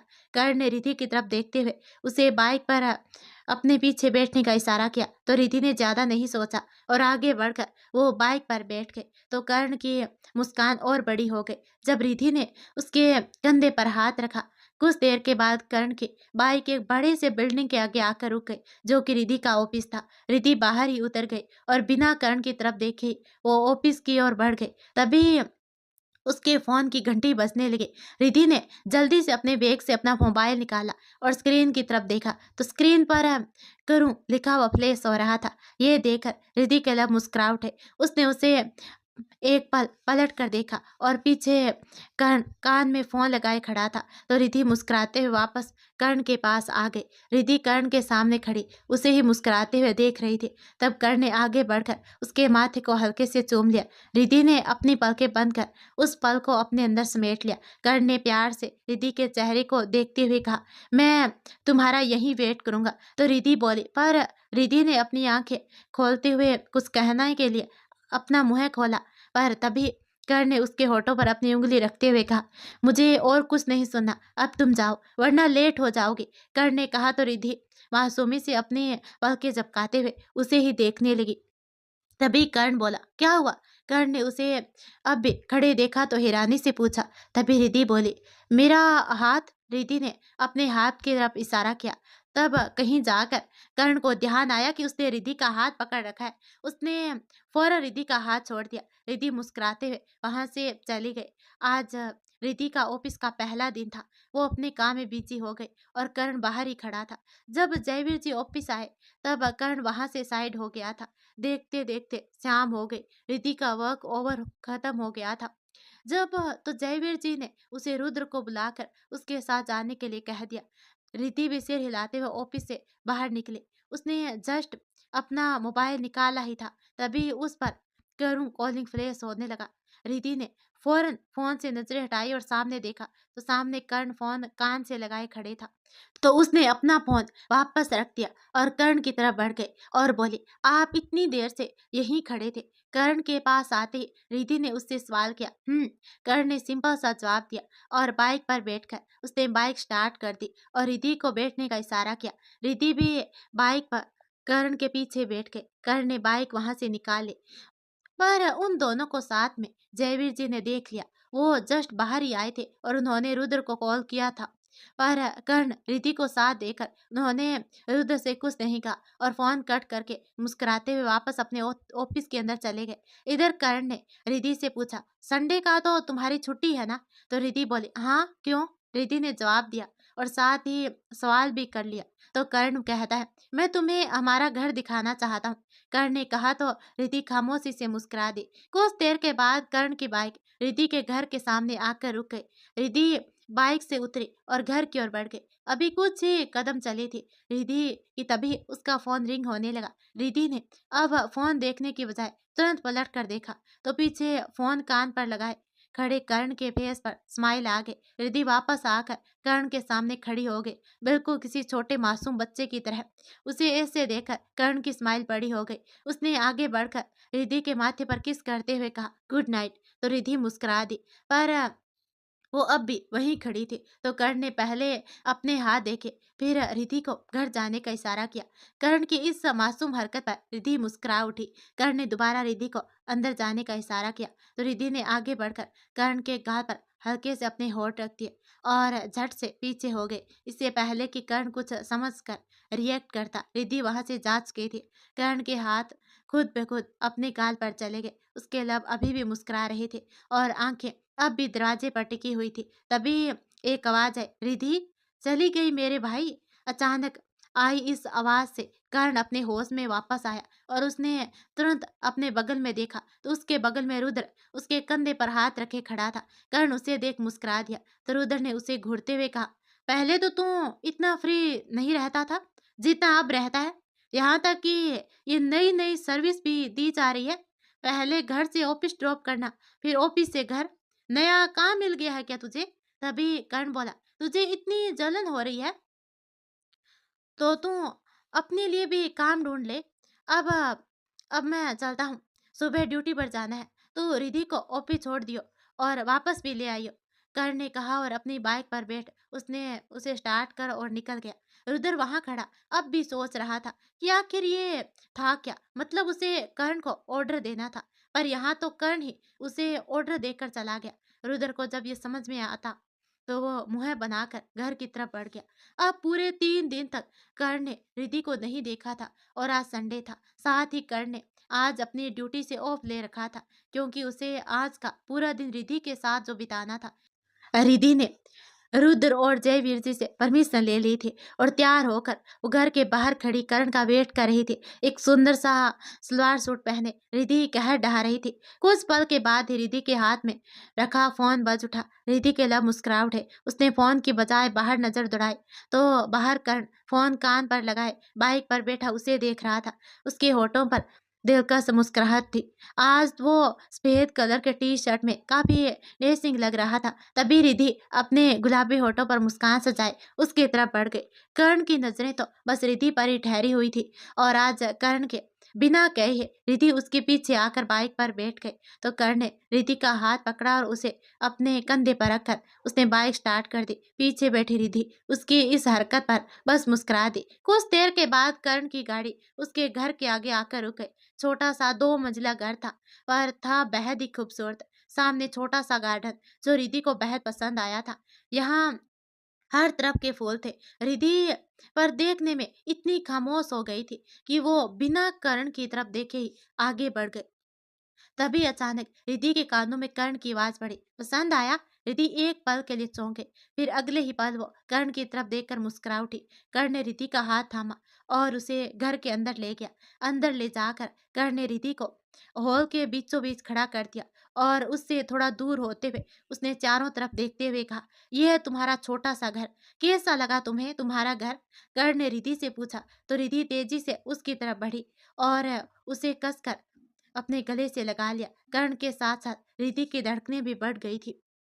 तभी रिधि बोली, हमारा हमारा घर बहुत प्यारा है, मुझे बहुत पसंद आया। रिधि ने कर्ण के सीने से लगे हुए ही कहा। दोनों की आंखें बंद थी और दोनों एक दूसरे को महसूस कर रहे थे। दोनों के लिए वो पल पहले जैसे ठहर ही गया था। करूं? रिधि ने धीरे से कर्ण को पुकारा। कर्ण ने जवाब दिया। तभी रिधि बोले, हम कब तक यूं ही खड़े रहेंगे? रिधि ने बेहद ही मासूमी से कहा। तो कर्ण ने शरारत से कहा, जब तक तुम चाहो। तो रिधि ने शर्मा कर कर्ण के सीने पर हाथ मार दिया और उसे खुद से दूर करते हुए कहा, करूं? आप भी ना? कर्ण ने रिधि का हाथ थामते हुए प्यार से उसकी आंखों में देखते हुए कहा, अब तुम मुझे इससे प्यार से करूं कहती हो ना, तो मुझे मेरे ही नाम से प्यार हो जाता है। ये सुनकर रिधि सिर झुकाकर मुस्कुरा दी और पीछे हो गई। उसने कर्ण से अपनी नजरें हटाई और घूम घूम कर पूरे घर को देखने लगी। तभी कर्ण बोला, चलो पहले हम लंच करते हैं, फिर तुम्हें मैं हमारा कमरा भी दिखा दूंगा। रिधि ने अपनी पलकें झुका ली और कर्ण के साथ चल पड़ी। कर्ण रिधि डाइनिंग टेबल के पास पहुंचे तो कर्ण ने रिधि के लिए एक चेयर खिसका दी। चेयर पर बैठते हुए रिधि ने कर्ण से पूछा, आप अकेले ही रहते हैं? तभी कर्ण बोला, नहीं तो काका भी रहते हैं, पर उन्हें उनके बेटे ने अचानक गांव बुला लिया तो वो कल चले गए। कर्ण ने रिधि को रिद्धि की प्लेट में लंच सर्व करते हुए कहा तो रिद्धि ने उसके हाथ से बाउल लिया और खुद ही लंच सर्व करने लगी और बोली, मतलब ये सब आपने तैयार किया है? रिद्धि ने बाउल वापस टेबल पर रखते हुए कहा। तभी कर्ण बोला, नहीं, बाहर से ऑर्डर किया है। कर्ण ने कहा तो रिद्धि मुस्कुरा उठी और बोली, "अम, जब तक काका नहीं आ जाते आप हमारे साथ ही खाना खाना।" रिद्धि अभी कह ही रही थी, कर्ण ने उसे टोकते हुए कहा, अब तो तुम्हारे हाथ का खाना मैं उसी दिन खाऊंगा जिस दिन तुम हक से इस घर में आकर मेरे लिए अपने हाथ से खाना बनाओगे। तभी रिद्धि के हाथ एकदम से रुक गए और वो एकटक नजरों से कर्ण की तरफ देखने लगे तो कर्ण ने उसके हाथ में मौजूद निवाला रिद्धि के मुंह में डाल दिया। रिद्धि ने अपनी पलकें झपकी और उसी के साथ एक बूंद आंसू के उसके गाल पर लुढ़क आए तो कर्ण ने रिद्धि के आंसू देखते ही झट से अपना हाथ पीछे करते हुए कहा कि क्या हुआ रिद्धि, आई एम सॉरी, अगर तुम्हें मेरी कोई बात बुरी लगी हो तो। रिद्धि ने झट से कर्ण का हाथ थाम लिया। कर्ण एकटक रिद्धि को देखने लगा तो रिद्धि ने नम आंखों के साथ मुस्कुराते हुए कहा, कभी कभी तो ऐसा लगता है जैसे मुझसे ज्यादा खुशकिस्मत शायद ही कोई है। भाई और चाचू ने मुझे इतना प्यार दिया कि कभी भी माँ पापा की कमी महसूस नहीं हुई। और अब भगवान ने मेरी लाइफ में आपको भेज दिया मेरी जिंदगी बनाकर। तभी कर्ण के हाथ रिद्धि की हथेली पर कस गए और बोला, खुशकिस्मत तो मैं हूँ जो तुम मेरी जिंदगी बनी।" कर्ण ने भी रिद्धि की आंखों में देखते हुए कहा। अब कुछ दिनों के बाद बहुत खुश थे कर्ण और रिधि। उनकी शादी फिक्स तो हो गई थी। सुबह सुबह का वक्त था। कर्ण के कमरे के बेड पर उधर आराम से सिर के नीचे हाथ रखे लेटा हुआ था। उसी पल उस रूम से अटैच्ड वॉशरूम का दरवाजा खुला और कर्ण बाहर आया। उसने खुद पर एक टॉवल लपेट रखा था और गले में भी टॉवल लटक रहा था। फिर भी कर्ण अपने बालों को हाथों से झटक रहा था। उसके बाल बिखरे हुए थे जो उसकी गर्दन तक आ रहे थे और सामने से आंखों के नीचे तक कर्ण कर्ण बालों को झटकते हुए आगे बढ़ ही रहा था कि उसकी नजर सामने लेटे रुद्र पर पड़ी तो वो बोला, रुद्र तू क्या कर रहा है यहाँ सुबह सुबह? कहते हुए कर्ण ने अपने कबर से अपने यूनिफॉर्म निकाले। तभी रुद्र बोला, यार करूं क्या करूं, कुछ दिनों में शादी है तेरी, तभी तो अपने काम को साइड में रख। रुद्र ने उठकर कर्ण के करीब जाकर उससे कहा। रुद्र की बात सुनकर कर्ण ने मुस्कुराकर कहा, ड्यूटी इज फर्स्ट मेरी जान, सुना नहीं क्या कभी? कहकर कर्ण ने रुद्र को आंख मारी जिस वजह से वो चिढ़ गया और बोला, साले जा जा रहा हूं मैं, अभी पापा से कहता हूँ कि रिधि के लिए कोई और लड़का ढूंढे। ये नालायक मेरी रिधि का ख्याल नहीं रख सकता। इसे तो बस अपनी ड्यूटी ही प्यारी है। क्या हो जाएगा अगर कुछ दिन की छुट्टी ले लेगा? कहकर उधर जैसे ही यहाँ से जाने को हुआ तो कर्ण ने तुरंत उसे एक साइड में धकेलते हुए कहा, ऐसा सोचियो भी मत। कर्ण ने रुद्र को आंख दिखाई तो रुद्र ने तुरंत अपना हाथ आगे करते हुए कहा, हमेशा ड्यूटी से आगे अपनी पत्नी को रखेगा, प्रॉमिस कर पहले। कर्ण ने रुद्र के हाथ पर अपना हाथ रख दिया। रुद्र मुस्कुरा दिया। फिर कर्ण वापस अपनी यूनिफॉर्म पहनने लगा। रुद्र ने गुस्से में कहा, कर्ण तूने अभी मुझसे प्रॉमिस किया था। तो कर्ण ने मुस्कुरा कर कहा, तो निभाऊंगा ना प्रॉमिस, पहले पत्नी तो ले आऊं, तब ना अपनी पत्नी को अपनी ड्यूटी से आगे रखूंगा। वैसे मेरी पत्नी तो मुझे खुद से ही कहेगी कि मैं उससे आगे अपनी ड्यूटी को रखूं। तभी रुद्र ने कर्ण की बात काटते हुए कहा, और तू उसकी नहीं सुनेगा। यह सुनकर कर्ण ने हल्के से मुस्कुराकर अपना सर हिला दिया और बोला, कुछ भी बोल, रिधि से सबसे ज्यादा प्यार तो मैं ही करता हूँ और वो मुझसे। ये सुनकर रुद्र ने एकदम से कर्ण के पेट में मुक्का जड़ते हुए कहा, वो सबसे ज्यादा मुझसे प्यार करती है और किसी से नहीं, तुझसे भी नहीं, समझा? तभी कर्ण के होठों की मुस्कुराहट और ज्यादा फैल गई जिस वजह से रुद्र और चिढ़ गया और बोला, तू? रुद्र ने कुछ कहने के लिए अपना मुंह खोला ही था कि उससे पहले ही कर्ण ने उसे टोकते हुए कहा, चल अब बहुत हो गया है तेरा ड्रामा, बस आज ही ड्यूटी पर जाना है, उसके बाद शादी तक की छुट्टी, अब खुश? तो रुद्र ने मुस्कुराकर कर्ण को अपने गले से लगा लिया और फिर अलग होकर रुद्र ने उससे कहा, चल अब मैं चलता हूँ, मेरा काम तो हो गया है। कहकर रुद्र तेजी से वहां से निकल गया। कर्ण वहीं खड़ा बस उसकी स्पीड देखता रह गया। फिर उसने सर झटका और रेडी होकर निकल गया अपनी ड्यूटी के लिए। इधर ऑफिस में, सर ये मिस्टर सिंघानिया की फाइल है। कहकर कांस्टेबल ने एक फाइल कर्ण की तरफ बढ़ा दी और आगे कहना जारी रखा, बड़े बड़े सर चाहते हैं कि ये केस आप हैंडल करें। तभी कर्ण बोला, पंडित जी मैं इन कुछ दिनों बिजी हूँ, तो आप ये केस देवराज को दे दीजिए, मैं सर से बात कर लूंगा। कर्ण ने कहा। उसने वो फाइल नहीं देखी। तभी कांस्टेबल बोला, ओके सर, कहकर वो कांस्टेबल वहां से फाइल लेकर चला गया। कर्ण अपना पेंडिंग काम करने लगा। इधर रिद्धि अपने बॉस के केबिन में खड़ी थी। सामने एटीट्यूड के साथ एक स्मार्ट सा लड़का बैठा हुआ था। आंखों में अजीब सा एटीट्यूड था और चेहरे पर कोई भाव नहीं। उसका नाम था मोहित सिंघानिया, सिंघानिया का इकलौता वारिस। तभी मोहित बोला, तुम्हें इतने दिनों की छुट्टी क्यों चाहिए? मोहित ने अपनी चेयर पर टिक रिद्धि पर अपनी नजरें गड़ाते हुए कहा। तभी रिद्धि बोली, कुछ दिनों में मेरी शादी है सर। रिद्धि ने कहा तो मोहित की नजरें गहरी हो गई और बोला, तुमने ये बात कब बताने के बारे में सोचा हुआ था? कहते हुए मोहित अपनी चेयर से उठ खड़ा हुआ और रिद्धि के करीब खड़ा हो गया। तभी रिद्धि बोली, मैंने पहले ही पूरे स्टाफ के साथ आपको भी काट दिया था। रिद्धि ने एक स्टेप पीछे लेते हुए कहा और सामने टेबल के साइड पर खड़े रखे कार्ड की तरफ इशारा कर दिया। तो मोहित ने एक नजर उसकी तरफ देखा। लाल रंग का कार्ड था वो। मोहित टेबल के पास गया और उसने वो कार्ड उठा लिया। रिद्धि अब भी वहीं खड़ी होकर मोहित को देख रही थी। तभी मोहित बोला, आउट। मोहित ने कहा तो रिद्धि जल्दी से वहां से निकल गई। उसके जाते ही मोहित ने अपने हाथ में मौजूद उस कार्ड को फाड़कर डस्टबिन में डालते हुए कहा, इतनी भी क्या जल्दी है शादी की? कहते हुए उसके होठों पर एक डेविल वाली स्माइल आ गई। अब मोहित वापस जाकर अपनी चेयर पर बैठ गया। अब मोहित वापस जाकर अपनी चेयर पर बैठ गया। उसने अपने साइड वाली ड्रॉवर से एक सिगरेट का पैकेट निकाला और अपने होठों पर दबा लिया। फिर उसी ड्रॉवर से लाइटर निकाल कर उसने वो सिगरेट जला दी। तभी उसी पल केबिन का दरवाजा खुला और एक अधेड़ उम्र का आदमी अंदर आ गया और बोला, ये सब क्या है मोहित? उस आदमी ने मोहित के सामने कुछ तस्वीर फेंक दी। मोहित ने एक नजर उन तस्वीरों की तरफ देखा जो कि उसी की थी, वो भी किसी लड़की के साथ। वो उस तस्वीर में लड़की के बेहद करीब था। तभी मोहित बोला, आपको इन सब से दूर रहना चाहिए डैड, इस लड़की को मैं संभाल लूंगा। मोहित ने अपनी सिगरेट का कस लेते हुए कहा। तभी उसके डैड बोले, तुम देख लो, वही सही है, वरना अगर ये बात मुझ तक पहुंचे तो तुम्हारे लिए अच्छा नहीं होगा। कहकर मिस्टर सिंघानिया चले गए। उनके जाते ही मोहित अजीब तरह से मुस्कुरा उठा और उन तस्वीरों को अजीब तरह से छूते हुए बोला, ये तो तुमने बहुत गलत कर दिया। क्या लगता है दोस्तों, कर्ण और रिद्धि की शादी आराम से बिना किसी दिक्कत के हो पाएगी, या फिर ये मोहित नाम का कीड़ा बीच में टांग अड़ाएगा? और हाँ, मोहित के डैड ने जो फोटो फाड़ कर फेंकी थी, उसमें मोहित के साथ वो लड़की कौन थी? ये जान अपने डैड की बात सुनकर मोहित बहुत ज्यादा अपसेट हो जाता है। तो बगीचे में घूमने चला जाता है। वहां पर घूमते घूमते कुछ सोचता है। तभी उसे कुछ आइडिया आता है। तो वह मुस्कुरा उठता है और एक अजीब सा गुस्सा उसकी आंखों में दिखाई देने लगता है। और कुछ देर के बाद वह किसी को फोन लगाता है और उसे कुछ बताता है, फिर कॉल कट कर देता है। वहीं दूसरी तरफ करण अपने ऑफिस में बैठा रिद्धि के ख्यालों में खोया हुआ था। तभी उसका फोन बज पड़ता है। एटीट्यूड क्वीन शब्द जैसे ही उसे दिखाई देता है तो उसके चेहरे पर एक हल्की सी स्माइल आ जाती है और कर्ण फोन को उठा लेता है। सामने से रिद्धि कहती है, क्या आप मुझे याद कर रहे थे? तो कर्ण कहता है, हाँ, बहुत ज्यादा याद आ रही थी।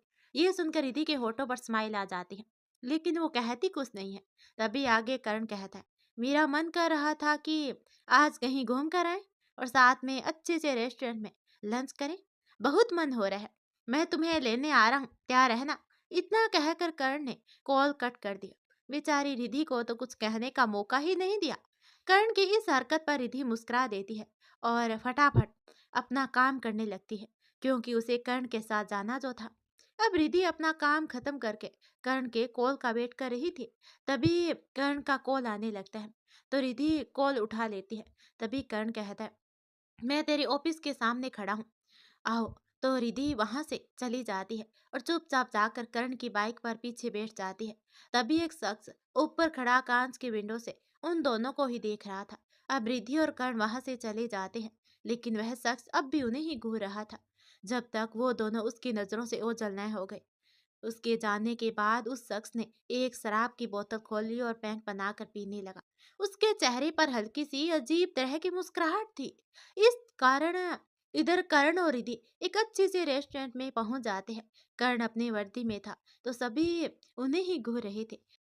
तभी कर्ण मजाकिया लहजे में कहता है, तुम्हारे साथ में इतना हैंडसम और डेसिंग लड़का है तो तुम्हें ही देखेंगे और किसको देखेंगे? तभी कुछ देर के बाद रिद्धि के समझ में आता है कि यह मुझे लोग मुझे नहीं देख रहे, बल्कि ये एसआई कर्ण त्रिवेदी को देख रहे हैं। रिद्धि की यह बात सुनकर कर्ण मुस्कुरा देता है और कहता है, क्या बात है रिद्धि, यह बात समझने में तुमने काफी देर लगा दी। दिमाग कहाँ था तेरा? रिद्धि ने मुंह फेर लिया।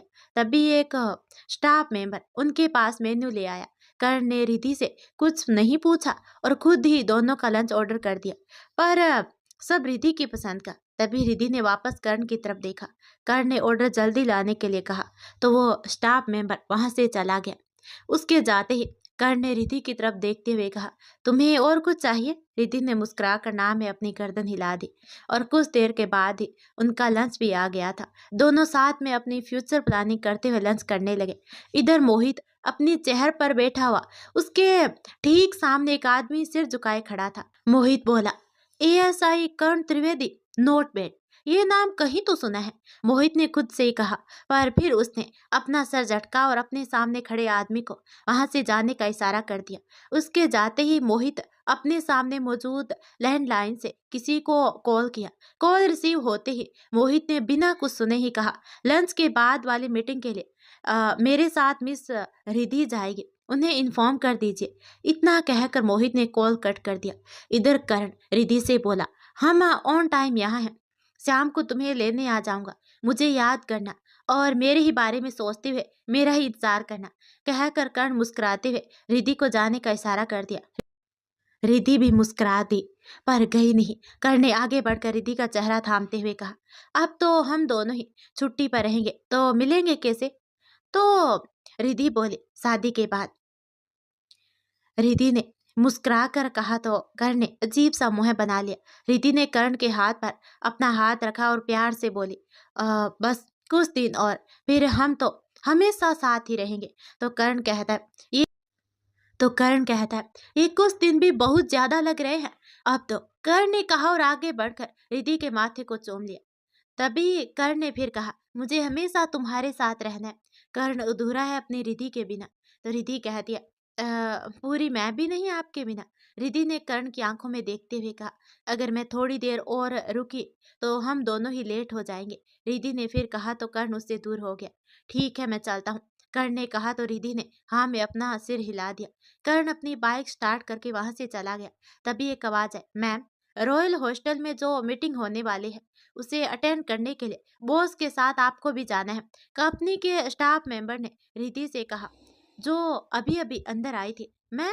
रिद्धि ने खुद की तरफ इशारा करते हुए हैरानी से कहा, यस।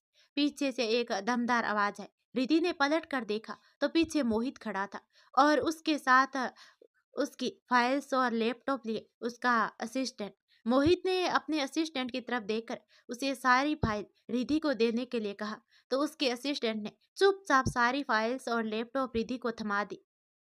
रिद्धि कभी फाइल को देखती तो कभी मोहित को। मोहित ने अब अपने असिस्टेंट की तरफ देखते हुए कहा, अब तुम जा सकते हो, आज का सारा काम मिस रिद्धि करेगी। मोहित ने कहा तो रिद्धि बस देखती ही रह गई, उससे कुछ कहते नहीं बना। चलिए मिस रिद्धि, मोहित ने कहा और आगे बढ़ गया। अब मोहित रिद्धि के साथ रॉयल होटल पहुंचा तो वहां पहले ही कुछ इन्वेस्टर मौजूद थे जिनके साथ मोहित की मीटिंग थी। मीटिंग होटल के टॉप फ्लोर पर होनी थी। मोहित ने इन्वेस्टर के से हाथ मिलाकर उन्हें ग्रीट किया। फिर सब मीटिंग के सिलसिले में बात करते हुए लिफ्ट की तरफ बढ़ गए। तभी एक आवाज आई, ये यहाँ। लिफ्ट के पास खड़ी एक लड़की ने मोहित को देखते हुए हैरानी से कहा, ये वही लड़की थी जो मोहित के साथ उन तस्वीरों में थी जो मोहित के डैड ने उसे दिखाए थे। अगले ही पल वो लड़की वहां कुछ ही दूरी पर खड़े मोहित के गार्ड्स की तरफ बढ़ गई जो मोहित के आने के कुछ देर के बाद यहाँ पहुंच गए थे। मीटिंग रूम में पहुंचने के बाद मीटिंग शुरू हो गई। इस पूरी मीटिंग के दौरान मोहित ने रिद्धि को अपने पास ही बिठा रखा था। साथ ही बीच बीच में वो उससे कुछ कह भी रहा था जिससे रिधि अपने नोट पैड में नोट कर रही थी। 3 घंटे के लंबे समय के बाद मीटिंग खत्म हो गई। मीटिंग के खत्म होते ही इन्वेस्टर्स ने मोहित से हाथ मिलाया और एक एक करके सभी वहां से चले गए। सबके जाते ही रिधि भी जल्दी जल्दी वहां मौजूद कुछ फाइल्स समेटने लगी ताकि वो जल्दी से यहाँ से जा सके। उसका वर्क ओवर भी खत्म हो चुका था। कर्ण कभी भी उसे लेने पहुंच सकता था, इसलिए वो अपना काम जल्दी खत्म करना चाहती थी। रिद्धि अभी कर्ण के बारे में सोचते हुए फाइल से समेट रही थी कि इतने में ही उसके कानों में मोहित की आवाज पड़ी। जाओ जाकर मेरे लिए एक कप कॉफी ले आओ, मोहित ने रिद्धि से कहा, क्योंकि उन दोनों के अलावा वहां कोई नहीं था। मोहित की आवाज सुनते ही रिद्धि के काम करते हुए हाथ एकदम से रुक गए। उसने पलटकर मोहित की तरफ देखा, जो अपने दोनों हाथ अपने पैंट के दोनों पॉकेट में रखे हुए उसे ही देख रहा था। मोहित को खुद की तरफ इससे देखता देख रिद्धि को अजीब लगा और बोली, मैं अभी मंगवा। रिद्धि अभी कह ही रही थी कि इतने में ही मोहित ने उसे बीच में टोक दिया। कॉफी तुम ही लेकर आओगे, मोहित ने रिद्धि पर से अपनी नजरें हटाए बिना ही कहा। मोहित की नजरें रिद्धि को खुद पर चुभती हुई सी महसूस हुई, तो उसने जल्दी से हाँ में अपना सर हिला दिया और तेजी से बाहर निकल गई। रिद्धि रिद्धि के जाते ही मोहित के चेहरे पर मुस्कुराहट बिखर गई। उसी पल एक गार्ड अंदर आया तो मोहित ने उसकी तरफ रुख किया और बोला, उस लड़की के सिवाय अब यहाँ किसी को भी अंदर आने मत देना। मोहित ने उस गार्ड को वार्न किया, फिर उसे जाने का इशारा कर दिया। वो गार्ड भी सिर हिलाते वहां से चला गया। तभी उसके कानों में उस रूम के दरवाजे के खुलने की आवाज पड़ी। उसने टेबल से टिकते हुए मुस्कुराकर अपनी नजरें उठाई और उसी के साथ उसकी मुस्कान पल भर में गायब हो गई और उसकी निगाहें गुस्से ने ले ली। सामने वही लड़की थी जो तस्वीर में मोहित के साथ थी। मोहित गुस्से में उसकी तरफ देखने लगा और वह लड़की मोहित के सामने आकर खड़ी हो गई। तभी मोहित ने बेहद ही गुस्से में अपने दांत पीसते हुए कहा, तुम यहाँ क्या कर रही हो? तभी वो लड़की बोली, तुम्हें खुशखबरी देने आई हूँ जान। उस लड़की ने मुस्कुरा कर कहा तो मोहित गुस्से में अपने बालों पर हाथ फेरने लगा। अब कुछ देर के बाद फिर वो लड़की बोली, तुम डेट बनने वाले हो। लेकिन मोहित बिल्कुल खामोश था। मोहित को खामोश देखकर उस लड़की ने बड़ी ही स्माइल के साथ कहा। उसी पल मोहित ने अपनी जलती आंखों से उस लड़की की तरफ देखा। तभी उस लड़की ने खुश होते हुए कहा, है ना खुशी की बात? मोहित अब भी खामोशी से सामने खड़ी लड़की को गुस्से में घूर रहा था, पर वो लड़की तो अपनी ही बात कहने में मगन थी। मैंने तुम्हारे डैड को भी खुशखबरी दे दी है और तुमसे मैं आज मिल पाई। मैं तो हैरान थी कि इन गार्ड्स ने मुझे रोका क्यों नहीं। कहते हुए वो लड़के मोहित की ओर करीब आ गए। वहीं दूसरी तरफ, देखिए मैडम, सर ने अभी किसी को भी अंदर जाने के लिए मना किया है, मोहित के गार्ड ने रिद्धि को रोकते हुए कहा। तभी रिद्धि बोले, अरे ऐसे कैसे मना किया है? उन्होंने ही तो मुझे कॉफी लाने के लिए कहा था, अब आप मुझे रोक रहे हैं। रिद्धि ने चिढ़ते हुए कहा। उसे यहाँ जरा भी अच्छा नहीं लग रहा था, तो बस जल्दी ही यहाँ से जाना चाहती थी। तभी गार्ड बोला, पर सर ने हमसे खुद ही कहा है कि हम किसी को अंदर ना जाने दें। अब की बार दूसरे गार्ड ने कहा तो रिद्धि उसकी शक्ल देखने लगी और बोली, ठीक है, अब अगर सर को गुस्सा आया तो सारी जिम्मेदारी आप लोगों की होगी। इतना कहकर रिद्धि पलटी ही थी कि एक गार्ड ने उसे रोक लिया। रिद्धि वापस उनकी तरफ पलटी। वो गार्ड आपस में बात करने लगे। वो सभी जानते थे कि मोहित का गुस्सा बचपन से ही कितना खराब है। तभी एक गार्ड बोला, ठीक है मैडम, आप जा सकती हैं। उन गार्ड में से एक ने कहा तो रिद्धि का कॉफी का मग लिए आगे बढ़ गई और खुद से ही बड़बड़ाई, बस सर जल्दी से ये कॉफी खत्म कर ले और हम यहाँ से जाएं। कहकर रिद्धि हल्के से मुस्कुरा दी। इधर कमरे में वो लड़की मोहित से बोली, तो बोलो कब करेंगे मुझसे शादी? वो लड़की मोहित के और करीब आकर उसकी बाहें अपने दोनों हाथों से थामते हुए बोली। तो मोहित अजीब तरह से मुस्कुरा दिया। ये मोहित की एक लास्ट वार्निंग वाली स्माइल थी। जब उस लड़की ने मोहित के फेस पर ये स्माइल देखी तो वो एक पल के लिए घबरा गई और उसकी पकड़ मोहित की बाहें से लगभग छूट गई। उसके अगले ही पल मोहित ने उस लड़की के कुछ भी समझने से पहले ही उसकी गर्दन पीछे से पकड़ी और खुद साइड हटकर उसने उसके पेट को टेबल पर जोर से मारा। गुस्से से मोहित की नसें तन गई थी। उस लड़की का पेट सीधे टेबल के नुकीले हिस्से से जा लगा। मोहित ने जानबूझकर किया था। उस लड़की के पेट के साथ मुंह से भी खून निकलने लगा। दर्द से तड़प उठी वो। तभी मोहित बोला, मर गया बच्चा। अगर अभी भी इसके जिंदा रहने की उम्मीद है तो मैं वो भी खत्म कर देता हूँ अभी इसी वक्त। इतना कहते ही मोहित ने उस लड़की को उसकी गर्दन से पकड़कर थोड़ा पीछे किया और दोबारा उसका पेट उसी नुकीले हिस्से में दे मारा। इस बार पहले से ज्यादा ताकत का इस्तेमाल किया। मोहित ने सामने मौजूद कांच का वो टेबल भी खून से भर गया था। उस लड़की के साथ साथ मोहित के हाथ भी खून से सन चुके थे। मोहित ने जैसे ही उस लड़की को छोड़ा, वो निढाल से जमीन पर गिर पड़ी। तभी मोहित बड़बड़ाया, मुझसे शादी करना चाहती थी। मोहित ने उसे अपने पैर से दूर करते हुए बेहद ही नफरत से कहा। उसी पल कुछ गिरने की आवाज से मोहित ने उस लड़की से अपनी नजरें हटाकर आवाज की दिशा में देखा। वही दूसरी तरफ करण के हाथ से चाय का कप गिरकर टूट गया। उसके हाथ में भी कुछ चाय की बूंदें छलक गई। कर्ण अपनी जगह से बेचैनी से उठ गया। तभी एक आवाज है, मैं अभी साफ करता हूँ, सामने बैठे संदीप ने कहा। तो कर्ण ने अपना सिर हिला दिया और अपने सामने मौजूद टेबल से अपना फोन उठाकर उसने रिधि का नंबर डायल कर दिया और बोला, आज मुझे तुम्हारी बहुत याद आ रही है रिधि। कर्ण ने मन ही मन कहा और उसका कॉल कनेक्ट हो गया और रिंग जाने लगी। कर्ण बेचैनी से फोन कान से लगाए खड़ा था। उधर उस कमरे में मोहित ने अपनी नजर उठाई तो सामने रिधि खड़ी थी। वो बस एकटक उस लड़की को देख रही थी जो नीचे बेजान पड़ी थी। रिधि के पास ही कॉफी का मग टूटकर बिखरा हुआ था। उसकी आंखें खौफ से फैली हुई थी। तो वही मोहित रिधि को देखकर अजीब तरह से मुस्कुरा दिया और अपने खून से सने हाथ उसने अपने बालों पर फेरा। हाथ में खून होने की वजह से उसके उड़ते हुए बाल सिमट गए और वो किसी दरिंदे की तरह भयानक लग रहा था। उसके माथे और हाथ पर खून लगे हुए थे। अब तो बालों में भी खून लग चुका था। उसके कपड़े पर तो पहले से ही खून के धब्बे थे। इन पर सबसे तो जैसे उसे कोई फर्क ही नहीं पड़ रहा था। अपने बालों पर हाथ फेरने के तुरंत बाद मोहित ने अपने कदम रिधि की तरफ बढ़ा दिए।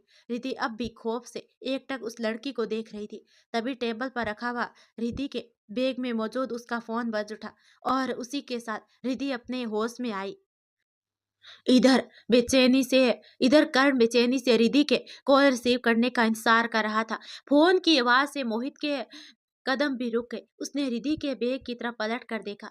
मोहित पर ज्यादा ध्यान ना देते हुए रिधि तेजी से अपने बैग की तरफ बढ़ गई। मोहित अभी रिधि के बैग को घूर रहा था। इतने में रिधि वहां पहुंच गई और उसने अपना बैग उठा लिया। तभी मोहित की नजरें बैग से हटी और घबराई हुई रिधि पर फिर से एक बार टिक गई। रिधि मोहित की तरफ देखते हुए अपना बैग टटोलते हुए पीछे होने लगी थी। मोहित को रिधि का यह डरा हुआ चेहरा बहुत ही अच्छा लग रहा था। उसकी मुस्कुराहट बढ़ गई और वो भी रिधि की तरफ बढ़ गया। रिधि के हाथ में उसका फोन नहीं आया और कॉल कट गया। वो अभी भी अपने कदम पीछे ले रही थी और उसका हाथ अभी भी बैग में फोन ढूंढ रहा था। मोहित का चेहरा रिधि को डराने के लिए काफी था। डर की वजह से रिधि के चेहरे पर पसीने की बूंदें उभर आए। इधर रिधि ने कॉल रिसीव ना करने पर कर्ण बेचैन हो गया। वो फिर रिधि का नंबर डायल करता पर उससे पहले उसे संदीप ने आवाज दी, सर आप प्लीज इस फाइल पर अपना साइन कर दीजिए। संदीप ने अपने सामने मौजूद फाइल की तरफ इशारा करते हुए कर्ण से कहा। तो कर्ण उसकी तरफ बढ़ गया और साथ ही बढ़ गई उसकी बेचैनी। कर्ण संदीप के पास आया और अपना पेन लेकर वो टेबल पर थोड़ा सा झुककर फाइल के पन्नों पर अपने साइन करने लगा। पर उसने अभी फाइल के पहले पन्ने पर अपने नाम का पहला लेटर ही लिखा था कि इतने में ही उस लेटर पर कर्ण के माथे से पसीने की एक बूंद निकलकर उस एक लेटर पर टपक गई। कर्ण के नाम का ये लेटर हल्का सा बिखर सा गया।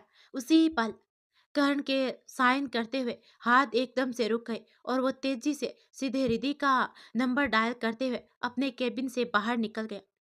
अब कर्ण ने अपना फोन लिया और बिना संदीप पर ध्यान दिए वो तेजी से रिधि का नंबर डायल करते हुए केबिन से बाहर चला गया। संदीप कर्ण को ऐसे जाते देख हैरान था। वो भी फाइल लेकर बाहर निकल गया। तभी सामने से देवराज ने आकर कहा, हो गए साइन? तभी संदीप बोला, नो सर, कर्ण सर जल्दी में कहीं चले गए हैं तो उन्होंने साइन नहीं किया। संदीप ने अफसोस जताते हुए कहा। तो वहीं देवराज के एक्सप्रेशन एकदम से चेंज हो गए और उसने संदीप के हाथ से फाइल ले ली और वहां से तेजी से चला गया। और इधर रिधि का फोन एक बार फिर रिंग करने लगा और एकदम से उसकी धड़कनें तेज हो गई। रिधि के हाथ में उसका मोबाइल आ चुका था। उसने कॉल रिसीव कर लिया पर हाथ अब भी बैग के अंदर ही था। मोहित अब रिधि के बेहद करीब आ चुका था और रिधि अब लगभग उस रूम के दीवार से टिक गई थी। तभी मोहित बोला, तुम इतना क्यों डरी हो? तुम्हारी जान नहीं लूंगा। मोहित ने अजीब तरह से मुस्कुराते हुए कहा और उसने अपने हाथ रिधि की तरफ बढ़ा दिए। मोहित के खून से सने हाथ अपने करीब आते देख रिधि घबरा गई। उसने एक हाथ से जोर से मोहित को धक्का दे दिया। रिद्धि के दूसरे हाथ में मौजूद उसका बैग गिर गया, पर फोन हाथ में ही रह गया। रिद्धि के धक्के से मोहित बस हल्का सा पीछे हुआ था, उसे कोई खास नहीं फर्क पड़ा था रिद्धि के धक्के से। पर रिद्धि अपना फोन लिए उससे दूर हो गई। उसने फोन कान पर लगाया और दरवाजे की तरफ दौड़ते हुए बोली, कर्ण, कर्ण, यहाँ खून, प्लीज तुम जल्दी से रॉयल हॉस्टल। तभी एक आवाज आई, आ। रिद्धि ने जोर से नीचे फर्श पर गिरी, उसका हाथ छिटकर दूसरी तरफ जा गिरा। तभी मोहित ने एक बार फिर गुस्से में अपने बालों पर हाथ फेरा। थोड़ी देर पहले जब रिद्धि फोन पर बात करते हुए मोहित के पास से भागी थी, तो मोहित का गुस्सा उस पर हावी हो गया था। उसने साइड के छोटे से रैंक पर सजे हुए कांच के फ्लावर पॉट को उठाया और सीधे रिद्धि की तरफ फेंक दिया। वो पॉट जाकर सीधे रिद्धि के सिर पर लगा। रिद्धि के सर से खून की धार बह निकली और एक चीख के साथ वो जमीन पर गिर पड़ी। इधर कर्ण जीप में बैठा बेचैनी से रिद्धि की बात सुन रहा था, पर अचानक रिद्धि की चीख के साथ फोन कटने की वजह से उसकी बेचैनी और बढ़ गई। जीप कांस्टेबल ड्राइव कर रहा था। रिद्धि के कहते ही कर्ण ने जीप रॉयल होटल की तरफ लेने के लिए कह दिया। कर्ण ने वापस से 2-3 बार रिद्धि का नंबर ट्राई किया, पर अब रिद्धि का नंबर बंद आ रहा था।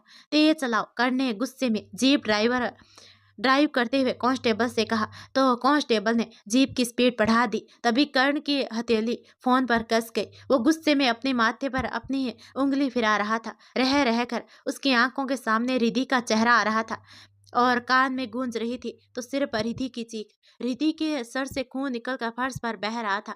उसकी आंखें भी धीरे धीरे बोझ जैसी हो रही थी और सांसें उखड़ने लगी थी। उसकी उसकी बंद होती आंखों से आंसू बह रहे थे और उन्हें धुंधली आंखों से सामने कर्ण का धुंधला सा चेहरा नजर आ रहा था। और अगले ही पल उसके कान में उसके कहे हुए शब्द गूंज गए, अधूरा है कर्ण अपनी रिधि के बिना। रिधि नहीं तो ये कर्ण भी नहीं। तुमसे तुमसे ही तो जिंदगी है मेरी। टूट जाऊंगा अगर तुम दूर गई तो। सांसें साथ छोड़ देगी अगर रूठ गई तो। रिधि के लब हल्के से हिले और उसकी सांसें अब भी चल रही थी। वो जीना चाहती थी अपने करूं के लिए। तभी एक आवाज आई, थोड़ी देर मेरे लिए जिंदा रह सकती थी ना। पर नहीं, तुझे तो मरने की जल्दी है तो मर, मोहित ने गुस्से में कहा। वो ठीक रिधि के पीछे खड़ा था और उसके हाथ में एक लोहे की चेयर थी जो वो टेबल के इर्द गिर्द मौजूद चेहरों में से एक ले आया था। अपने शब्द पूरे करते ही मोहित ने अपने हाथ में मौजूद चेयर से रिद्धि के सर पर एक बार फिर वार कर दिया। करूं, रिद्धि के अल्फाज उसके होठों से बाहर आए। तभी एक और वार उसके सिर पर हुआ और उसी पल रिद्धि की सांसें थम गई उसकी जिंदगी। उसी पल जिस पल उसके लब हिले, हमेशा के लिए बंद हो गई उसकी आंखें अपने करों को समेटते हुए। इधर कर्ण की आंखों से निकलकर आंसू की एक बूंद उसके हाथ पर टपक गई। उसी पल जीप पर रॉयल होटल के बाहर पहुंची। कर्ण जीप के रुकने से पहले ही जीप से बाहर कूद गया। रोहित अपने हाथ में चेयर लिए नीचे पड़ी बेजान सी रिधि को घूर रहा था। फिर अगले ही पल उसने वो चेयर वहीं फेंक दिया और बिना किसी अफसोस के साथ जाकर टेबल के पास मौजूद एक दूसरी चेयर पर बैठा और अपने पॉकेट से फोन निकालकर उसने अपने डैड का फोन नंबर डायल कर दिया। दूसरी तरफ से कॉल रिसीव होते ही मोहित ने बिना कुछ सुने अपनी बात अपने डैड से कह दी, रॉयल होटल खरीद लीजिए डैड। तभी उसके डैड बोले, अब तूने क्या किया। सामने से मिस्टर सिंघानिया की आवाज आई, पर मोहित ने उस आवाज को अनसुना करके कॉल कट कर दिया और अपने गार्ड को कॉल कर पूरा होटल खाली करने के लिए भी कह दिया। सारे गार्ड्स फौरन होटल खाली करने लग गए। महज कुछ सेकंड लगे होंगे। इधर मिस्टर सिंघानिया ने रॉयल होटल के मालिक से बात की और दोगुनी रकम में उन्होंने उस होटल की डील कर ली। उसके बाद उन्होंने मोहित को कॉल करके ये भी बता दी। मोहित अपने सामने दोनों बेजान सी पड़ी लड़कियों को देखकर मुस्कुरा दिया और बोला, ना आज से पहले मेरा कोई कुछ बिगाड़ पाया है और ना ही आज के बाद कोई मेरा कुछ बिगाड़ पाएगा। मोहित ने खुद से ही कहा और अपनी पॉकेट से सिगरेट का पैकेट और लाइटर निकाल लिया। मोहित ने एक सिगरेट मुंह में दबाया और उसे जलाते हुए वो रिद्धि को घूरने लगा। रिद्धि के सर से नीचे का फर्श खून से भरा हुआ था। सिगरेट के कस लेते हुए भी उसकी नजरें रिद्धि पर ही थी। धीरे धीरे उसे फिर से रिद्धि पर गुस्सा आने लगा। वो गुस्से से उठकर रिद्धि की तरफ बढ़ गया। रिद्धि के पास आकर मोहित उसके पास फर्श पर बैठ गया और बोला, आखिर क्यों मर गई तुम इतनी जल्दी। मोहित ने जलती सिगरेट को रिद्धि के गाल से छुआ छू कर कहा। रिधि के गाल उसी पल जल गए, पर मोहित को कोई फर्क नहीं पड़ा। उस पर तो हैवानियत सवार थी। मोहित अब रिधि की गर्दन की तरफ अपनी जलती सिगरेट बढ़ा रहा था, पर तभी उसका फोन बजा। मोहित का ध्यान रिधि से हटा। अपने उसने अपना फोन निकाला तो उसके डैड का कॉल था। इधर करण होटल के अंदर एंटर कर ही रहा था कि इतने में ही उसे मोहित के गार्ड्स ने रोक दिया। करण की आंखें हल्की नम थी, जिस वजह से सब कुछ धुंधला नजर आ रहा था उसे, पर उसकी आंखों में बेहिसाब गुस्सा भी था। उसने गुस्से में गार्ड को दूर धकेल दिया और अंदर जाने लगा। तभी मोहित के सारे गार्ड्स ने करण को पकड़ लिया। करण ने खुद को छुड़ाने के लिए उन्हें मारना शुरू कर दिया। जब करण उनसे छूटा तो उसने अपनी गन निकाल ली, पर इससे पहले वो किसी पर फायर करता, पीछे से किसी ने उस पर गोली चला दी। गोली सीधे करण के सीने में लगी। करण की आंखों में जमे हुए आंसू बाहर आ गए। उसके हाथ से गन छूट गई। उसने पलट कर देखा तो पीछे कांस्टेबल देवराज हाथ में गन लिए खड़ा था। देवराज को देखते ही करण की पलकें हैरानी से झपकने लगी। इधर मोहित ने वापस से सिगरेट का कस लेते हुए कहा, हेलो डैड। तभी सिंघानिया बोले, तुम ठीक हो ना बेटा? सामने से मिस्टर सिंघानिया ने चिंता जताते हुए कहा। तो मोहित कहता है, मुझे क्या होगा? जिसे होना था हो चुका है। मैंने मार दिया उन दोनों को। जो मेरी बात नहीं मानेगी वो मरेगा, कहकर मोहित ने मुस्कुराते हुए कॉल एंड कर दिया। दूसरी तरफ मिस्टर सिंघानिया ने फोन स्पीकर पर कर रखा था। उनके ठीक सामने डॉक्टर कुलकर्णी बैठे हुए थे। उन्होंने मोहित की बात सुनकर अफसोस से कहा, मुझे नहीं लगता कि मोहित कभी भी नॉर्मल हो सकता है। ये कहकर उन्होंने अपना चश्मा पहना और वहां से जाने लगे। तभी सिंघानिया बोले, कोई तो रास्ता होगा डॉक्टर। मिस्टर सिंघानिया ने उम्मीद से डॉक्टर की तरफ देखा तो डॉक्टर के कदम रुक गए। उन्होंने पलटकर मिस्टर सिंघानिया की तरफ देखते हुए कहा, उसकी इस हालत के जिम्मेदार आप हैं और उसके ठीक होने का कोई रास्ता नहीं है। अगर कुछ करना ही है तो जान ले लीजिए उसकी। He is dangerous to other people. Doctor ने थोड़ा गुस्से में कहा और वहां से चला गया और पीछे छोड़ गया मिस्टर सिंघानिया की आंखों में बेहिसाब गुस्सा। सिंघानिया औरों के लिए खतरनाक है तो वही सिंह है, पर तूने मेरे बेटे की मौत के बारे में सोचने की हिम्मत भी कैसे की डॉक्टर? मिस्टर सिंघानिया ने गुस्से गुस्से से कहा और फोन निकाल कर उसने किसी को कॉल किया। अभी वो डॉक्टर बाहर निकलने ही वाला था। मुझे उसकी मौत चाहिए, कहकर मिस्टर सिंघानिया ने कॉल एंड कर दिया। मुझे पसंद नहीं मेरे बेटे से कोई ऊंची आवाज में बात भी करे सिवाय मेरे, कहकर मिस्टर सिंघानिया रूम से बाहर चले गए। इधर डॉक्टर कुलकर्णी हाउस से बाहर निकल गए। उनकी गाड़ी बाहर ही खड़ी थी। वो अपनी गाड़ी के पास आए और उन्होंने गाड़ी का दरवाजा खोलने के लिए चाबी लगाई ही थी कि इतने में ही एक बाइक तेजी से उनके पीछे से निकल गई। उसके तुरंत बाद ही डॉक्टर कुलकर्णी नीचे गिर पड़े। उनके इर्द गिर्द खून की धार बह निकली। सर ने झटके से अपनी आंखें खोली तो पाया वो हॉस्पिटल में है। उसका एक हाथ लगभग काम करना बंद ही कर चुका है। उसने अपने पूरे दूसरे हाथ से अपने ऊपर मौजूद चादर हटाई तो एकदम से किसी ने उसका हाथ पकड़ लिया। कर्ण के लब मुस्कुरा उठे। उसने अपना सिर उठाकर देखा तो वह उधर था। कर्ण की मुस्कुराहट गायब हो गई। रिधि रिधि कहाँ है? कर्ण ने बेचैनी से पूछा तो रुद्र बोला, तुझे अभी रेस्ट करने की जरूरत है, हम बाद में बात करते हैं। रुद्र ने कर्ण को टालते हुए कहा। रिधि कहाँ है? इस बार कर्ण के शब्दों में बेचैनी नहीं बल्कि गुस्सा था। रुद्र खामोशी से एकटक कर्ण को देखने लगा। कर्ण का दिल जोरों से धड़क रहा था। रुद्र की आंखें नम हो गई तो उसने अपना चेहरा फेर लिया। कर्ण का गुस्सा पल में गायब हो गया। वो बेचैनी से बेड से उठा और बाहर जाने लगा। तभी एक आवाज आई, रिधि अब नहीं रही। कर्ण के कानों में रुद्र के ये कहे शब्द पड़े तो उसके कदम रुक गए और वो अपनी जगह पर जैसे जम सा गया था। कानों में रिधि की चीख एक बार फिर गूंज उठी उसके। रुद्र का गला रूंध गया था। उसने आगे कहा, वो किसी मीटिंग के लिए गई थी, अपने कलिंग के साथ लौट रही थी तो उसका एक्सीडेंट हो गया। गाड़ी खाई में जा गिरी और पूरी गाड़ी ब्लास्ट होकर उसी पल जल गई और कुछ नहीं बचा, कुछ भी नहीं, कहते हुए रुद्र ने अपनी आंखें बंद कर ली। जिन आंसुओं की बूंदों ने रुद्र की आंखों में अपना कब्जा कर रखा था वो धीरे धीरे आजाद होने लगे थे। कर्ण अभी भी किसी पत्थर की तरह खड़ा था। उसे रिधि और अपनी हुई आखिरी बात याद आने लगी थी। कर्ण कर्ण यहाँ खून, प्लीज तुम जल्दी से रॉयल होटल आ। कर्ण अपने होश में वापस आया। वो बिना रुद्र की तरफ देखे तेजी से बाहर निकल गया। रुद्र को जब कर्ण की तरफ से कोई रिस्पॉन्स नहीं मिला तो उसने पलट कर देखा। कर्ण को वहां ना पाकर रुद्र एकदम से घबरा गया। कर्ण रुद्र भी उसे पुकारता हुआ बाहर निकल गया। रुद्र तेजी से बाहर निकला तो कर्ण की हल्की सी झलक उसे दिखाई दी। वो हॉस्पिटल के बाहर जा रहा था। रुद्र दौड़ पड़ा उसके पीछे। बाहर आते ही कर्ण ने टैक्सी ली और निकल गया वहां से। रुद्र ने भी जल्दी से अपनी बाइक उठाई और कर्ण के पीछे ही चल पड़ा। हॉस्पिटल से वो टैक्सी सीधी रॉयल होटल के बाहर आकर रुक गई। वो होटल ज्यादा दूर नहीं था हॉस्पिटल से, इसलिए वो जल्दी ही पहुंच गए। होटल के सामने कर्ण को देख रुद्र हैरान था। रुद्र भी कर्ण के पीछे जाने लगा। पीछे से टैक्सी वाले ने पैसे के लिए चिल्लाया तो रुद्र ने उसे पैसे दे दिए। कर्ण को तो जैसे कोई होश भी नहीं था। पिछले कुछ दिनों से कर्ण हॉस्पिटल वाले कमरे में था।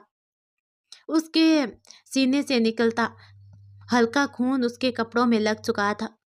बस 2 दिन में ही वो पहले से इतना अलग दिख रहा था कि कोई भी उसे पहचान ना पाता। कर्ण जैसे ही होटल के अंदर जाने लगा उसे गार्ड ने रोक लिया, पर कर्ण रुका नहीं। उसने उन गार्ड्स को अपने एक हाथ से पीटना शुरू कर दिया, पर अगले ही पल गार्ड्स उस पर हावी हो गए, क्योंकि कर्ण का एक हाथ वैसे भी काम नहीं कर रहा था। वो मुश्किल से कुछ सेकंड भी नहीं टिक पाया। रुद्र ने जब गार्ड्स को कर्ण को मारते देखा, वो तेजी से आया और सारे गार्ड्स को उनसे दूर करने लगा और बोला, ये एक पेशेंट है, आप लोग इसे कैसे मार सकते हैं। रुद्र की आंखें भर आई थी। उसने पहले ही वो अपनी बहन की आखिरी बार देख नहीं पाया और अपने दोस्त की ऐसी हालत वो नहीं देख पा रहा था। तभी कर्ण बोला, रिद्धि का एक्सीडेंट नहीं हुआ। कर्ण ने दबी सी आवाज में कहा। उसका सिर भारी होने लगा। रुद्र ने उसे संभाल लिया था। उसने एक गार्ड की मदद से कर्ण को टैक्सी में बिठाया और टैक्सी वापस हॉस्पिटल की तरफ ले गया। अब कर्ण की बातों को सोचने लगा कि आखिर कर्ण ने ऐसा क्यों कहा कि रिद्धि का एक्सीडेंट नहीं हुआ था। अब रुद्र गौर से कर्ण की शक्ल देख रहा था। कर्ण बेसुध सा रुद्र की गोद में था और उसके सीने से निकलते खून को रुद्र ने अपने हाथ से रोक रखा था, जो लगभग नामुमकिन था। कर्ण के सीने से अब भी खून बह रहा था। कुछ देर के बाद रुद्र हॉस्पिटल पहुंच गया और कर्ण को फिर से इमरजेंसी वार्ड में ले जाया गया, क्योंकि उसके टांके खुल चुके थे और उधर इधर से उधर घूम रहा था। अब उसके पापा हॉस्पिटल पहुंचे और बोले, रुद्र, कर्ण बेटा कैसा है? उसे होश आया? रुद्र के पापा ने परेशानी से पूछा। रुद्र ने अपने पापा का हाथ थामा और उन्हें पास ही एक बेंच पर बिठा दिया और फिर उसने उन्हें सारी बात बता दी। जयवीर जी रुद्र की बात सुनकर और परेशान हो गए। देखते देखते शाम हो गई। कर्ण को होश तक नहीं आया, इसलिए रुद्र अपने पापा के साथ बाहर ही बैठा था। तभी एक नर्स उनके पास आते हुए बोली, सर, पेशेंट को होश आ गया है। नर्स की बात सुनते ही जयवीर जी और रुद्र के चेहरे पर चमक सी आ गई। वो दोनों ही कर्ण के वार्ड की तरफ बढ़ गए। कर्ण वार्ड के अंदर कदम रखते ही रुद्र ने कहा तो कर्ण ने बेचैनी से कहा, मेरी रिद्धि का एक्सीडेंट नहीं हुआ था। रुद्र, मुझे मेरा फोन चाहिए। कर्ण ने बेड से उठते हुए कहा तो रुद्र तेजी से उसके पास आया और बोला, तू मत मत उठ, वरना ज्यादा तकलीफ होगी। रुद्र ने कर्ण को रोकते हुए कहा। तभी कर्ण बोला, तकलीफ अभी कोई कम नहीं हुई है। कर्ण ने रुद्र का हाथ खुद से दूर करते हुए कहा। तभी रुद्र बोला, तू समझ नहीं रहा कर्ण। रुद्र ने उसे फिर से लेटा दिया और कर्ण से पूछा, तू कैसे कह सकता है कि रिद्धि का एक्सीडेंट नहीं हुआ? तो कर्ण ने कहा, पहले मुझे मेरा फोन ला कर दे। कर्ण ने कहा तो रुद्र ने वहीं पास ही मौजूद ड्रॉवर खोला और उसमें से कर्ण का फोन निकालकर उसकी तरफ बढ़ा दिया। कर्ण ने जल्दी से अपना फोन लिया और कॉल हिस्ट्री में जाकर उसने रिद्धि के लास्ट कॉल एंट्री निकाला और उसमें आखिरी कॉलिंग की रिकॉर्डिंग उसने प्ले कर दी। तो एक आवाज आई, तुम इतना क्यों डरी हो? तुम्हारी जान नहीं लूंगा। एक अनजान आवाज वहां गूंजी। तभी जयवीर जी बोले, ये तो मोहित सर की आवाज है। जयवीर जी ने कहा तो रुद्र और कर्ण उनकी तरफ देखने लगे, पर तभी फोन के दूसरी तरफ से और भी आवाजें आने लगी और उन तीनों का ध्यान फोन पर गया। बीच में कर्ण के हेलो कहने की भी आवाज थी, पर सामने से कोई रिस्पॉन्स नहीं था। कुछ ही पल के बाद उन सबके कानों में फिर से आवाज पड़ी, जो रिद्धि की थी, घबराई हुई सी आवाज, कर्ण, कर्ण, यहाँ खून, प्लीज तुम जल्दी से रॉयल होटल आ। उसके साथ ही रिकॉर्डिंग बंद हो गई। तभी कर्ण बोला, जो भी हुआ है इस होटल में ही हुआ है। मैं गया था वहां पर उससे पहले ही देवराज कर्ण के शब्द उसके गले में ही अटके। गार्ड का उसे रोकना और देवराज का उस पर गोली चलाना सब कर्ण की आंखों के आगे घूम गया। तभी रुद्र बोला, हाँ, तुझे देवराज ही हॉस्पिटल लेकर आया था, रुद्र ने कहा तो कर्ण ने उसकी तरफ हैरानी से देखा। तभी रुद्र बोला, तुझे गोली लगी थी। पहले मुझे रिद्धि के ऑफिस से कॉल आया था। अभी हम संभले भी नहीं थे कि देवराज का भी फोन आ गया कि किसी मुजरिम को पकड़ने के चक्कर में तुझे गोली लग गई। हम फौरन हॉस्पिटल आ गए और तुम्हें देखने लगे। रिद्धि की तो बॉडी ही नहीं मिली। हम एक्सीडेंट वाली जगह भी गए थे, पर वहां गाड़ी के टुकड़े के साथ कुछ नहीं बचा। कहते कहते एक बार फिर रुद्र की आंखें भर आई तो कर्ण की मुठ्ठियां भींच गई और बोला, मुझ पर गोली देवराज ने चलाई थी। कर्ण ने इतना ही कहा था कि देवराज वार्ड के अंदर आ गया और बोला, ये आप क्या कह रहे हैं सर? मैंने आपको कहा था कि अकेले उस राका को पकड़ने मत जाइए, पर आपने मेरी बात सुनी ही नहीं, इसलिए मैं आपके पीछे आया। पर उससे पहले ही उसने आप पर गोली चला दी और भाग गया वहां से। मैं तुरंत आपको हॉस्पिटल लेकर आया और राका बच गया। देवराज ने लगभग रोते हुए कहा। तभी कर्ण बोला, अपनी बकवास बंद करो। राका तो लॉकअप में है। मैंने उसे उस रात को ही पकड़ लिया था जब वो अपने पुराने अड्डे पर आया था। कर्ण ने देवराज का कॉलर पकड़ते हुए कहा। तभी देवराज ने झटके से खुद को छुड़ाया और कर्ण से दूर होकर बोला, ये आप क्या कह रहे हैं सर? राका तो उस दिन आपके हाथ लगा ही नहीं था, देवराज ने कहा तो कर्ण ने उसका हाथ बेड पर पटका। आंखें गुस्से से लाल हो चुकी थी और वो देवराज को घूर रहा था और बोला, ये सब करके तुम्हें क्या मिलने वाला है देवराज? कर्ण ने अपने दांत पीस कर बेहद गुस्से में कहा। कर्ण को ऐसे देख एक पल के लिए रुद्र भी घबरा गया, तो वहीं देवराज की भी हालत खराब हो रही थी, पर फिर भी उसने हिम्मत करके कहा, देखिए सर, आप मुझे डरा नहीं सकते। मैंने कुछ गलत नहीं किया। लगता है गोली का असर आपके दिमाग में हुआ है। तभी कर्ण बोला, तुम मुझे कहाँ कहाँ से लेकर आए थे हॉस्पिटल?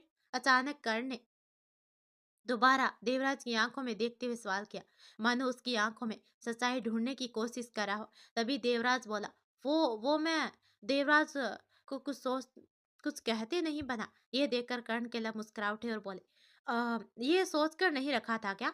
कर्ण ने कहा तो देवराज एकदम से बोला, वो मैं आपको राका के अड्डे से लाया था। देवराज ने जल्दी से कहा। तभी कर्ण बोला, वहां मैंने सीक्रेट कैमरे लगवाए थे। रुधर रुधर मेरा फोन देना। कर्ण ने कहा तो देवराज झट से बोला, वो राका के अड्डे से थोड़ी दूर जो खंडहर है ना, मैंने आपको और राका को वहीं देखा था। देवराज ने अपने होठों पर जीभ हिलाते हुए फिर से कहा और फिर बोला, मैं चलता हूँ, ड्यूटी का टाइम हो गया है। इतना कहकर देवराज वहां से चला गया। उसके जाते ही कर्ण ने अपना फोन निकाला और किसी को कॉल करके उसने देवराज पर नजर रखने के लिए कहा। तभी रुद्र कर्ण के पास आकर बैठ गया और बोला, ये सब क्या है कर्ण? रुद्र ने परेशान होकर कहा। तभी कर्ण बोला, वही तो जानना है, वरना चैन से मौत। कर्ण अभी कह ही रहा था कि रुद्र ने उसे टोक दिया। कर्ण चुप हो गया, पर उसने रुद्र की तरफ नहीं देखा। तो रुद्र बोला, पहले अपनी बहन को खो चुका हूँ, अब अपने भाई जैसे दोस्त को नहीं खो सकता। रुद्र ने कर्ण के हाथ पर अपनी पकड़ कसते हुए कहा। जयवीर जी उन दोनों के पास आए और उन्होंने उन दोनों के सर पर हाथ फेरते हुए कहा, पता नहीं और क्या क्या देखना बाकी है अब इन आंखों को। कर्ण और रुद्र ने जयवीर जी के दोनों हाथ थाम लिए और एक साथ कहा, अब आप बस हमें ही देखें। तीनों की आंखें नम हो गई। 2 दिन के बाद कर्ण पुलिस स्टेशन पहुंच गया और बोला, मुझे सिंघानिया की फाइल ला कर दो अभी। कर्ण ने संदीप से कहा। तभी संदीप बोला, सर वो केस तो देवराज सर के हाथ में है। तभी कर्ण ने कहा, देवराज को मेरे पास भेजो। कर्ण ने कहा और अपने कैबिन में चला गया। कुछ देर के बाद देवराज कर्ण के सामने था और बोला, आपको तो अभी रेस्ट करना चाहिए था सर। देवराज ने चिंता जताते हुए कहा। तभी कर्ण बोला, तुम इतनी नौटंकी कर कैसे लेते हो? एक्टिंग का शौक बचपन से रहा था या अभी पाल लिया है? कर्ण ने देवराज को घूरते हुए कहा। देवराज खामोश ही रहा, पर उसकी मुठ्ठियां भींच गई। तभी कर्ण बोला, सिंघानिया वाले केस का क्या हुआ? कर्ण ने अब देवराज से अपनी नजरें हटाकर कहा। तभी देवराज बोला, सिंघानिया सर की कोई गलती नहीं थी। वो लड़की और उसकी फैमिली ने झूठी रिपोर्ट लिखवाई थी। देवराज ने बिना किसी बहाव के कहा। तभी कर्ण ने दूसरी फाइलों पर नजर डालते हुए कहा, मुझे वो फाइल ला कर दो। तभी देवराज कहता है, वो केस उसी दिन बंद हो गया था सर, और वो फाइल पता नहीं मैंने कहाँ रख दी। देवराज ने कहा तो कर्ण ने अब उसे घूरते हुए कहा, मुझे वो फाइल मेरे टेबल पर चाहिए, वो भी 24 घंटे में। और रिधि के मर्डर केस की रिपोर्ट आई थी परसों, उसके भी फाइल मुझे चाहिए। तभी देवराज बोला, मिस रिधि का एक्सीडेंट हुआ था, वो केस भी क्लोज्ड है सर। अब अब की बार, देवराज ने हल्के गुस्से में कहा। तो कर्ण अपनी जगह से उठा और खींच कर एक जोरदार थप्पड़ देवराज के गाल पर दे मारा। अपने सीनियर से कैसे बात करते हैं, तुम्हें पता नहीं है क्या? कर्ण ने अपनी कहर भरी नजरें देवराज पर डालते हुए कहा। तभी देवराज बोला, आप बहुत बड़ी गलती करे हैं। इतना कहकर देवराज गुस्से में वहां से चला गया। कर्ण वापस अपनी जगह पर आ बैठा। उसने अपना फोन ऑन किया। स्क्रीन पर रिधि की मुस्कुराती हुई पिक्चर थी, जिसे देखते ही कर्ण की आंखें नम हो गई। तभी कर्ण ने रिधि की तस्वीर पर हाथ फेरते हुए कहा, तुम्हारे बिना जीना एक सजा से कम नहीं है। तभी कर्ण के कान में आवाज गूंजी, और तुम्हें मेरी जिंदगी छीनने का कोई हक नहीं है। तुम जिंदगी हो मेरी, यू आर माई लाइफ करूं, आई लव यू। अगले ही पल कर्ण के कानों में ये शब्द गूंजे और उसने अपनी पलकें बंद कर ली। आंखों में आंसू आजाद हो गए थे। तभी कर्ण का फोन रिंग होने लगा तो उसने अपनी आंखें खोल ली। स्क्रीन पर रुद्र का नाम देखते ही कर्ण ने कॉल रिसीव कर लिया। इससे पहले कर्ण कुछ कहता, सामने से रुद्र ने गुस्से में कहा, तुझे किसने कहा था पुलिस स्टेशन जाने के लिए? तभी कर्ण बोला, और तुमसे किसने कहा था मुझसे छिपाने के लिए कि रिधि का केस इन्होंने क्लोज कर दिया है? कर्ण ने नाराज होते हुए कहा और कॉल कट कर दिया। फिर उसने संदीप को अपने कैबिन में बुलाया। थोड़ी देर के बाद संदीप कर्ण के सामने था। तभी कर्ण बोला, मुझे रिधि मर्डर केस की फाइल आकर दो। कर्ण ने कहा तो संदीप सिर हिलाते हुए चला गया। थोड़ी देर के बाद संदीप वापस आया और उसने सिर झुकाकर कहा, सर वो फाइल देवराज सर के पास है, और उन्होंने फाइल कहाँ रखी है उन्हें याद नहीं है। उन्होंने कहा है कि वो एक एक्सीडेंट केस और कोई मर्डर नहीं है। तभी संदीप की बात सुनते ही कर्ण की पकड़ हाथ में मौजूद पेन पर कस गई और कुछ ही पल के बाद वो पेन दो टुकड़ों में टूटकर बिखर गया। कर्ण अपनी जगह से उठा और केबिन से बाहर निकल गया। देवराज अपनी टेबल पर बैठा अपना काम कर रहा था जब कर्ण ने आकर उसके सामने अपना हाथ पटका। तभी कौन है कहते हुए देवराज ने गुस्से से अपना सिर उठाया, पर उसके ठीक सामने कर्ण का उससे भी ज्यादा गुस्से से भरा चेहरा था। तभी कर्ण ने कड़े लहजे में कहा, मुझे रिधि की फाइल दो अभी। ये सुनकर देवराज ने अपना थूक निकल लिया। उससे कुछ कहते नहीं बना। उसने जल्दी से अपने टेबल के फर्स्ट ड्रॉवर खोली और उसमें से एक फाइल निकालकर कर्ण को दे दी। तभी कर्ण की नजर उस फाइल पर पड़ी जो रिधि की फाइल के नीचे थी। ये फाइल सिंघानिया वाली थी। देवराज के कुछ समझने से पहले ही कर्ण ने वो फाइल भी ले ली। अब तो देवराज की हालत खराब हो गई थी। सर, वो देवराज ने कुछ कहने के लिए मुंह खोला ही था कि इतने में ही कर्ण ने उसे घूरते हुए कहा, अपना काम करो। कहकर कर्ण अपने कैबिन में चला गया।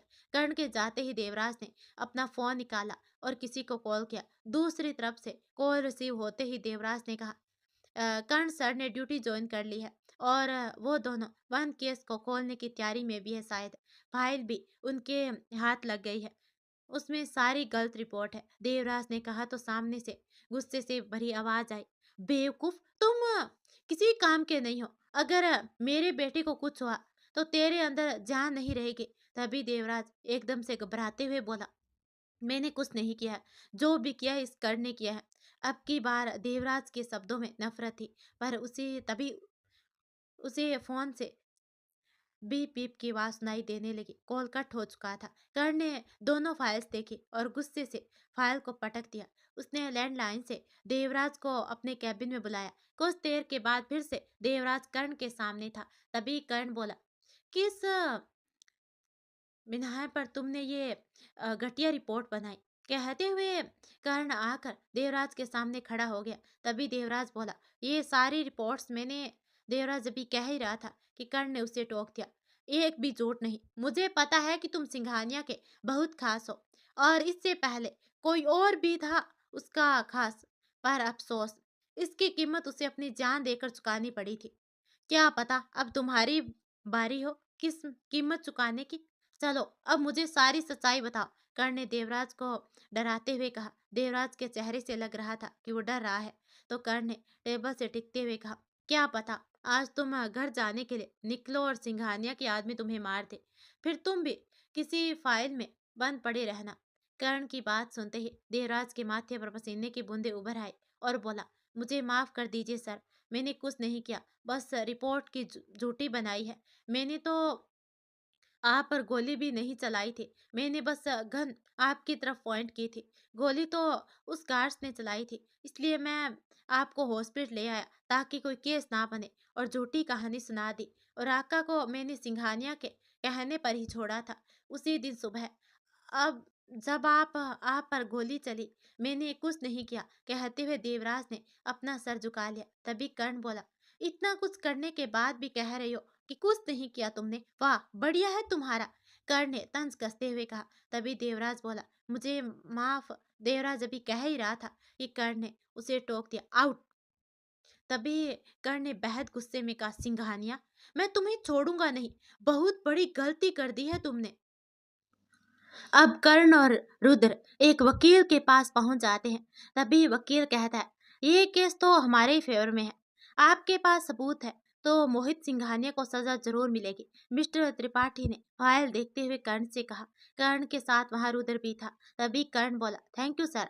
आप से समय पर ये केस लेने के लिए तैयार हो गए, वरना पता नहीं कल कोर्ट में क्या होता। रुद्र ने मिस्टर त्रिपाठी से कहा, जो कि पेशे से एक वकील थे। तभी मिस्टर त्रिपाठी ने कहा, ये तो हमारा काम है, केस लड़ना। कुछ देर आपस में बात करने के बाद कर्ण और रुद्र वहां से जाने लगे। तभी वकील बोले, मिस्टर रुद्र। पीछे से मिस्टर त्रिपाठी ने उन्हें रोक दिया। रुद्र के साथ कर्ण ने भी पलटकर उनकी तरफ देखा तो त्रिपाठी जी कहते हैं, मुझे सारे सबूत चाहिए, खास करके वो last call recording. Mister Tripathi ने कहा तो रुद्र ने हामी भर दी। कर्ण ने अपने फोन निकाला। उसी पल मिस्टर त्रिपाठी ने कर्ण से उसका फोन मांग लिया। कर्ण ने अपना फोन मिस्टर त्रिपाठी की तरफ बढ़ा दिया। मिस्टर त्रिपाठी ने फोन ले लिया और कर्ण की तरफ देखते हुए उन्होंने कहा, ये फोन अब आप लोग कोर्ट से ही ले लेना। कल कोर्ट में रिकॉर्डिंग इसी फोन से चले तो बेहतर है। मिस्टर त्रिपाठी ने कहा तो कर्ण और रुद्र ने अपना सर हिला दिया। क्या लगता है दोस्तों कि कर्ण पर्याप्त सबूत पेश कर पाएगा और सिंघानिया को उसके किए की सजा दिला पाएगा? क्या सच में रिधि की मौत हो चुकी है या फिर कहीं उसको बंधक तो नहीं बना कर रखा गया है? यह जानेंगे कहानी के पार्ट 3 को, जो कि कल आएगा। अगर आप चाहते हैं कि कहानी का पार्ट 3 आते ही आपको पता चल जाए तो चैनल को सब्सक्राइब करके घंटी वाला बेल आइकन जरूर दबा देना। और चलो मिलते हैं अपने अगले पार्ट के साथ।